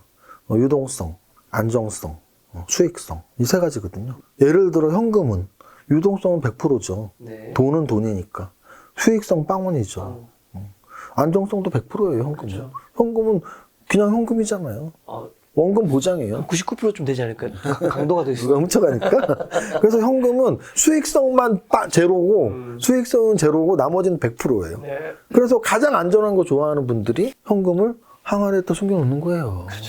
은행도 못 믿겠는 거지. 그냥 항아리에다 숨겨놓는 거예요. 밭에다 숨겨놓는 거예요. 하지만 수익성을 좋아하는 우리 같은 투자자들은 현금을 갖고 있네 쟤는 뭐 이런 거죠. 그 현금이 조금이라도 수익을 내기 위해서 우리는 은행이라는 이제 또 투자 대상에 투자를 하는 거예요. 은행도 어떻게 보면 투자예요. 다만 위험 프리미엄이 없는 무위험 수익률만 주는 곳이 은행이죠. 그 은행은 무위험 수익률만 주는데 무위험 수익률이 1%래. 그러면 현금보다는 수익성이 있어요. 1%가. 안정성은 현금보다 좀 떨어지죠. 은행이 망할 수도 있으니까. 유동성은 현금하고 똑같아요. 바로 돈으로 찾으면 되니까. 이렇게 구분하시면 돼요. 그러면 투자의 양대산맥인 부동산과 주식은 어떤 차이가 있을까요? 안정성? 부동산이 좀 더 안정적이에요. 제가 보기엔. 네. 부동산이 좀 더 안정적이에요. 회사는 망하면 빵원이 되잖아요. 네. 상장 폐지. 토지는 또는 아파트는 빵원이 될 수가 없어요. 그러니까 당연히 더 안정적이죠. 안정적이라는 얘기는 수익성은 주식이 더 높을 확률이 높다는 얘기예요. 왜? 그게 다르다면 부동산이 안전하고 수익성이 훨씬 높다면 모든 사람이 부동산을 해야 되거든요. 근데 주식시장이 열리고 있다는 얘기는 수익성은, 평균 수익률은, 누적 평균 수익률은 주식시장에 더 준다는 얘기예요. 더 주는 거 어떻게 알아? 우리는 방금 봤잖아요. 종목 중에 어떤 종목은 1년에 2배, 3배, 4배, 5배, 10배까지도 오르잖아요. 여러분들이 갖고 있는 아파트가 1년에 10배 오르는 아파트 갖고 와보세요. 제가 당장 시가로 살 테니까. 1년에 10배 오르는 아파트 없잖아요. 근데 주식은 1년에 10배 오르는 주식 있잖아요. 그게 제가 말하는 평균 수익률이에요. 더 위험하지만 수익률은 높을 수 있죠. 황금성은, 유동성은 당연히 주식이 높죠. 주식은 팔면 이틀 있다 돈을 주죠. 내가 언제든지 실시간으로 팔 수 있어요. 근데 아파트 또는 토지는 내가 오늘 팔고 싶다고 해도 사겠다는 사람이 없으면 한 달, 2달, 1년이 걸릴 수도 있죠. 그래서 여러분들이 어떤 투자 대상을 선택할 때 위험성, 안정성 또는 수익성 이런 걸 고려하면서 내 스타일이 어느 게 맞는지 좀 생각을 해보실 필요가 있습니다. 자, 그러면 이제 세무사님은 주식 투자를 위주로 하시니까 세무사님한테 만약에 종잣돈 한 5천만 원 정도 있다면 세무사님 오늘 여러 섹터들 말씀해 주셨는데 좀 어떤 섹터들에 좀 분산 투자를 해서 담을까요? 5천만 원, 5천만 원이 있다면 저는 한 3개에서 5종목 정도를 사고 싶어요. 그럼 5종목이라고 하죠. 5종목이라고 한다면 일단 1,000만 원씩. 네, 1,000만 원씩 5종목. 왜냐면 그건 너무 당연한 게요. 5천만 원을 5종목을 사는데 한 종목에 4,500을 살면 그냥 몰빵 투자랑 똑같은 거예요. 그러니까 5천만 원을 1,000만 원씩 5개. 그러면 저는 일단 그 중에 반도체는 하나 넣고 싶어요. 반도체. 왜냐하면 우리나라 주식 투자를 함에 있어서 반도체를 안 사면 소외를 받을 때가 있어요. 이게 반도체가 안 가는 것 같아요. 삼성전자가 안 가는 것 같아요 해도 진짜 움직일 땐 또 막 혼자 가거든요. 근데 내가 없으면 소외돼요. 그래서 우리가 알고 있는 모든 패시브 펀드들은 당연히 반도체, 특히 삼성전자의 비중이 가장 높은 거고요. 심지어 액티브 펀드들조차도 삼성전자의 비중 또는 반도체 비중이 높습니다. 그래서 반도체는 우리나라 투자자라면 5종목 중에 하나는 반드시 들어갈 거고요. 아까 말씀드렸지만 정말 눈 감고 삼성전자를 사도 되는 시기 또는 소부장 중에서 제가 자주 말씀드리는데 반도체는 우량한 종목이 많아요. 퍼가 뭐 한 15, 10 정도인데 매출액이 막 거의 50%씩 상승하면서 영업이익률이 뭐 한 20%, 25%, 30% 이런 애들이 꽤 있어요. 그런 애들 중에 좀 괜찮은 소부장들 한 5천억, 1조짜리 애들 찾으면 꽤 있습니다. 반도체 하나. 그 다음에 하나는 아까 말씀드린 자율주행. 자율주행 쪽은 저는 좀 중소형주에서 찾아보면 좋을 것 같아요. 그래서 중소형주에서 좀 기술력이 있는 애들, 또는 테슬라랑 직접적인 관련이 있는 애들, 뭐 또는 애플카랑 관련이 있는 애들, 뭐 이런 애들 쪽으로 또는 AI 쪽, 카메라 모듈 쪽도 다 관련이 있어요. 그래서 그런 애들 중에 좀 기술력이 계속 이미지가 나오는 애들, 어떤 자율주행 이야기가 나왔을 때 선도적으로 치고 가는 그런 종목들을 검토를 한번 해보시고요. 로봇도 역시 마찬가지예요. 로봇도 산업용 로봇 쪽보다는 앞으로 발전 가능성이 높은 휴먼 로봇이나 또는 서비스 로봇 쪽, 그리고 특히나 삼성전자 또는 LG전자 또는 현대차 또는 테슬라봇 이런 종목들하고 이런 기업들이 어떤 이슈가 나왔을 때 또 움직임이 같이 나오는 애들 이렇게 좀 찾아보시고요. 그리고 만약에 하나, 아니죠. 5개는 2개죠. 그러면 이제 하나를 본다면, 아까 우주항공 방사는 저는 5개 안에는 좀 넣을 만한 건 아닌 것 같아요. 한 8개, 10개 정도 안에 들어가도. 그래서 하나는 아까 말씀드렸던 제약바이오에서, 리오프닝 플러스 제약바이오 애들이 있어요. 그러니까 저는 리오프닝 종목들도 좀 관심을 갖는데, 제 논리는 코로나 이전에도 성장했는데 코로나 때문에 좀 주춤했던 애들이 저는 진정한 리오프닝이라고 보거든요. 근데 여행이나 뭐 항공 이런 애들은 코로나 이전에서 저는 성장 산업이라고 보지 않았거든요. 그러니까 위축된 소비가 활성화될 수는 있어도 정말 좋은 기업으로 거듭난다고 저는 아까 말씀하신 미용 바이오 쪽인 것 같네요. 네, 근데 미용 바이오 이쪽은 코로나 이전에도 정말 성장 산업이었고, 근데 이제 코로나 때문에 좀 주춤했다고 하더라도 지금 이제 다시 또 우리는 마스크를 벗는 시기이고, 미용하고 또는 성형 또는 치과 뭐 이쪽에 이제 관심을 둬야 되는 시기이니까 그쪽 제약 바이오, 그럼 그쪽 제약 바이오는 매출이 좀 올라가면서 영업이익률이 높은 종목들을 찾는 게 맞는 거고요. 그렇게 하면 4개가 있고, 이제 마지막 하나인데요. 마지막 하나는 오늘 언급 안 한 종목을, 업종을 그래도 하는 게 더 재밌을 것 같아요. 아직 언급 안 한. 엔터를 좀 보고 싶어요. 근데 엔터를 보는 이유는 사실은 하이브의 악재가 나와서 어저께 뭐 하이브 막 20%씩 빠졌죠. 그래서 거의 뭐 10조짜리였는데 지금 6조까지 빠졌습니다. 근데 이제 뭐 하이브가 우리나라의 엔터 산업의 시총 대장주긴 하는데, 우리나라 엔터의 모든 것이라고 하기에는 우리나라 엔터 산업이 많은 발전을 했단 말이죠. 그래서 엔터 산업이 지금 요즘 좀 주춤하고 있더라도 한류에 대한 믿음은 계속 가고 있는 게 BTS가 아니더라도 기획 3사의 주가 움직임, 하이브가 20% 빠졌지만 기획 3사의 주가 움직임은 아직 살아있거든요. 그래서 뭐 JYP, SM, YG, 기획 3사 같은 종목들 연구 좀 해보시고 또는 J 컨텐츠나 스튜디오 드래곤이나 CJ ENM 같은 컨텐츠 업체들도 사실 보실 필요가 있어요. 왜냐면은 계속해서 나오니까 지금 오징어 게임 2도 또 나온다고 하고 또 뭐 종이집 한국판도 나온다고 하고 계속 좀 그런 이슈가 되는 관련작들이 계속 나와요. 그러면서 또 간간히 해외 영화제에서 계속 수상을 하면서 한국 콘텐츠의 저력을 계속 보여주고 있기 때문에 다섯 번째는 좀 재미있게 오늘 말씀 안 드렸던 업종의 엔터주를 일부러 말씀드렸습니다. 자, 그럼 이제 하반기 증시 이제 투자 포인트 및 변수만 좀 한번 점검해 주신다면? 그 두 가지인 것 같아요. 이거는 연초부터 지금까지예요. 연초 1월, 2월, 3월 달에도 가장 큰 이슈는 러시아 전쟁과 금리 인상이었고요. 지금 오늘 시점에서도 가장 큰 이슈는 러시아 전쟁과 금리 인상이에요. 그리고 심지어는 그 두 가지를 뗄래야 뗄 수 없는 부분이고요.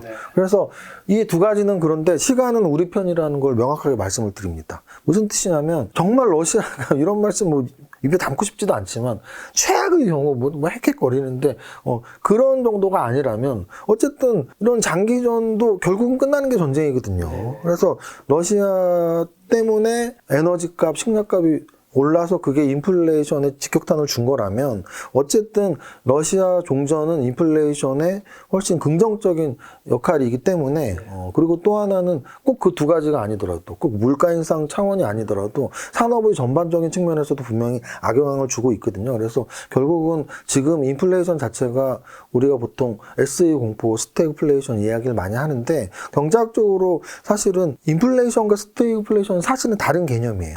인플레이션은 뭐냐면 수요가 증가하면서 GDP가 올라가고 물가도 올라가는 거예요. 그런데 스태그플레이션은 뭐냐면 공급이 줄어서 GDP는 줄어들고 물가가 올라가는 거거든요. 이거는 수요 공급 곡선을 그리면 좀 확실한데 제가 만약에 스케치북 있으면 그렸을 텐데 그래서 수요 공급의 차이는 수요가 늘어나는 인플레이션은 나쁜 인플레이션은 아니다. 우리 돈도 많아지고 월급도 많아지면서 물가가 올라가는 거예요. 근데 공급이 줄어드는 인플레이션은 우리의 경기는 위축이 되면서 물가가 올라가는 거예요. 그게 이제 무서운 SE 공포인데요.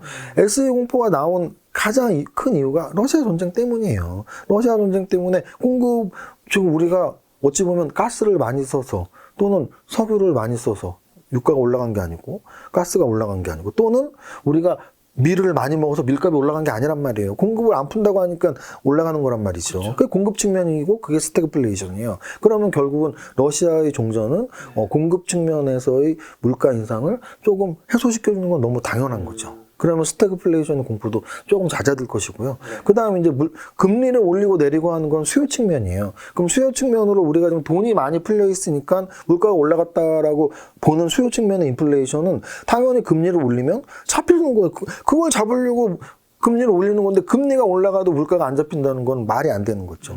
그럼 금리를 못하러 올려. 물가를 잡으려고 올리는 건데. 그럼 결국은 하반기의 포인트는 러시아 전쟁이 언제 종전인지, 그 다음 금리 인상의 속도가 과연 물가를 잡을 수 있는 수준인지, 이 두 가지가 너무나 가장 큰 포인트죠. 근데 계속 말씀드리지만 시간은 우리 편이다. 왜? 러시아 전쟁은 끝나겠죠. 무슨 5년, 10년 계속 가진 않을 테니까. 끝나겠죠. 언제 끝나는지는 모르지만. 그 다음, 물가 인상은 잡히겠죠. 언제 잡힐지 모르지만 금리를 올릴수록 물가는 잡힌다니까요. 그러면 시간은 우리 편 이라는 생각을 갖고 아까 말씀드렸지만 도망간다는 건 나 올림픽 안 나가고 내가 금메달 따는 거 확실할 때 나갈래니까 도망간다기보단 조금씩 더 이런 하락장을 이렇게 하는 거구나 이렇게 하는 거구나 내가 여태까지 매매자였는지 투자자였는지 내 종목들은 투자 종목이었는지 매매 종목이었는지 계속 고민해 보면서 리스크를 최소화하는 방법은 어떤 포트폴리오 운영 전략인지 이런 공부를 계속 하면서 준비를 해나가신다면 제가 말씀드리는 큰 기회는 결국은 위기 이후에 온 건 그래프가 보여주잖아요. IMF 이후에 지수가 따따블이 났고 또 밀레니엄 파동 이후에 다시 1000포인트를 찍었고 글로벌 금융위기 890에서 다시 1년 반 만에 2200을 찍었고 코로나 위기 1400에서 다시 3300을 찍었거든요. 그럼 지금이 여러분들이 걱정하는 위기라면 이 위기가 끝나면 굉장히 큰 위기 찬스가 오는 건 너무 당연하죠. 시간이 우리 편이라는 측면에서 미국의 중간선거가 11월이잖아요. 네. 그게 굉장히 중요한 거잖아요. 바이든 대통령에게는. 그렇죠. 네. 아무래도 그 전쯤에는 바이든 대통령 입장에서도 물가를 어느 정도 잡아야 되는 그렇죠. 상황인 거죠. 가시적인 무언가를 보여줘야겠죠. 왜냐면은 결국은 자본주의 사회에서 한 나라가 경제 정책을 펼치는 거는 국민들이 우리 행복해 요즘에 뭐 돈 걱정 안 해 뭐 이런 거거든요. 근데 당장 미국이라고 막 주가가 막 떨어지고 물가가 막 올라가 있는 상태를 좋아하진 않을 거 아니에요. 그러면 주가도 안정시키고 또는 물가도 잡는 그런 처방들을 계속 내릴 수밖에 없는 거라고 말씀을 드리고 싶네요. 네. 자, 그럼 마지막으로 지금 시대 세무사님께서 20대로 돌아가신다면 지금 당장 좀 어떤 걸 준비하겠다라는 게 있다면 어떤 게 있을까요? 좀 자만스러운 말씀으로 들릴지 모르겠지만 저는 사실 가끔씩 그런 생각을 해요. 뭐 다시 태어난다면 또는 내가 어렸을 때로 돌아간다면 이런 생각을 별로 해본 적 없고요. 또 한다 하더라도 원래 살았던 대로 살면 되겠다라고 생각을 해요. 왜냐면 어찌 보면 약간 정답에 가깝게 정답이라는 건 그냥 내가 그 순간순간에 내가 할 수 있는 것들을 선택해서 최선을 다하는 삶을 살았거든요. 20대에 저는 군대를 갔어요. 그리고 28살에 제대를 했어요. 29 초반에. 그리고 그 군대 가기 이전에 저는 당연히 이런 경제학, 회계학 이런 공부를 많이 했었고, 그리고 군대에서 계좌를 터서 군대 제대하고 주식으로 20대 후반, 30대 초반에 큰 돈을 벌었고, 지금 다시 돌아간다고 해도, 경제학, 경영학 공부를 하고, 주식 계좌를 터서 주식으로 큰 돈을 버는 그 과정이 저한테는 베스트였을 것 같아요. 베스트로 준비를 하고 살았기 때문에 크게 달라질 건 없고요. 다만 이제 저런 생각은 합니다. 제가 이 주식에서의 스페셜리스트? 그러니까 저는 주식에서는 멀티플레이어라고 봐요. 주식 전체에서는. 무슨 뜻이냐면 주식시장에서 제가 차트 매매도 하고 또는 뭐 재무제표 중장기 투자도 하니까 주식에서는 멀티플레이어인데 재테크 분야에서 좀 멀티플레이어가 되려고 노력을 많이 했어요. 뭐 여러 자격증들, 뭐 CFP 자격증이나 뭐 펀드 매니저 자격증 또는 부동산 공부도 많이 하고 했는데 그 공부한 거에 비해서 제가 어떤 이런 과실들은 주식에서만큼 못 얻었거든요. 특히 가장 아쉬운 부분은 제가 부동산 대학원 다닐 때가 이제 한 금융위기 직후였던 것 같아요. 제가 2009년 뭐 요 정도의 부동산 대학원을 갔었거든요. 2008년, 9년. 그러니까 이제 금융위기 직후니까 부동산 시장이 완전히 죽었었어요. PF도 다 죽고. 근데 제가 부동산 공부를 했던 이유가 시행 공부를 하기 위해서였거든요. 그래서 부동산 쪽에서 제가 좀 시행 같은 거를 그 40대 초반, 요때 좀 공부도 하고, 주식의 이런 투자 경험으로 부동산에서 좀 크게 한번 투자를 해보고 시행을 한번 해보고 싶다는 욕심으로 준비하기 위해서 들어갔던 건데 그때 경제 상황이 너무 안 좋아서 시행이 다 셧다운이 됐었어요. 은행에서 PF 대출 하나도 안 해주고 뭐 시행사들도 다 망하고 뭐 이런 식이었거든요. 근데 제가 졸업하고 한참 있다가 이제 다시 또 시행이 살아났더라고요. 그래서 그게 좀 아쉬워요. 제가 만약에 20대에 가서는 주식을 20대 그대로 할 것 같은데 다시 한 30대 후반 이렇게 가서 주식으로 큰 돈을 번 상태의 30대로 다시 간다면 부동산 쪽에서 좀 주식만큼 좀 한번 시도도 해보고 성공 투자를 한번 했으면 어땠을까라는 아쉬움이 좀 남습니다. 제 인생 전체에서. 네. 자, 마지막 시청자분들에게 뭐 응원의 말씀 한마디만 좀 해주신다면. 되게 식상한 표현일 수도 있는데요. 제가 책에 썼던 문구이 기억이 나네요. 책에 쓴 것도 제가 만든 건 아닙니다. 체인지라는 알파벳에서 안 웃는 거 보니까 모르는 말인 것 같은데요. 알 수 있죠. 언제나 진행자는 중립을 지켜야 되니까요. 아나보다. 또 우리 근데 구독자분들은 모를 수도 있으니까. 그렇죠. 되게 멋진 말이다 이렇게 반응을 할 수도 있거든요.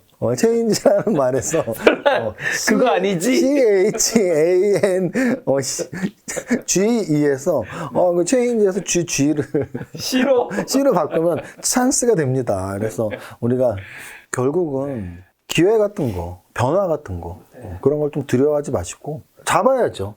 이런 변화들을 잡아야죠. 그래서 지금 주식시장 아까 서두에 말씀드렸지만 어찌 보면 제 주식 투자 인생 또는 우리나라 주식 역사에서 지금 한 5번째, 6번째 되는 1년 동안에 25%, 30%, 삼성전자가 35% 1년 반 만에 빠진 거는 우리나라 역사상 한 5번째 정도의 위기예요. 그리고 여기서 더 빠지면 4번째, 3번째까지 올라갈 수 있는 위기. 아까 말씀드렸죠. IMF 때가 제일 큰 위기였고, 뭐, 그 다음 글로벌 금융위기, 그런 정도인데, 거기까지는 안 가리라는 생각으로 말씀을 드렸고 어쨌든 지금 현재로도 한 대여섯 번째 정도의 위기인데 늘 위기 다음에는 변화가 오고 기회가 오니까 여러분들이 좀 계속 힘들다만 하지 마시고 좀 긍정적으로 도전하셔갖고 큰 성과가 나오는 날까지 좀 버텨보시기를 진심으로 바랍니다.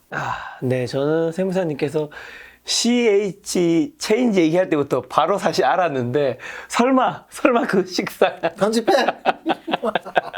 그걸 할까 싶었는데 어쨌든 많은 분들이 이런 변화의 장에서 뭔가 부자가 될 그러면은 이 체인지와 찬스는 제가 어떤 좋은 말씀을 드리려고 했다기보단 한번 큰 웃음을 주기 위해서 그냥 그것 때문에 여러분들이 큰 웃음을 한번 웃으시고 많은 분들이 이 변화 속에서 뭔가 부자가 될 수 있는 알았다고 찬스를 얻을 수 있는 시간이 되었으면 좋겠다는 생각이 들고요. 오늘 이제 마지막은 식상함을 주신 오늘 만남의 손님은 이정규 세무사님이었습니다. 지금까지 여러분 소중한 시간 함께 해주셔서 정말 감사합니다. 오늘도 김 작가였습니다. 고생 많으셨습니다. 감사합니다.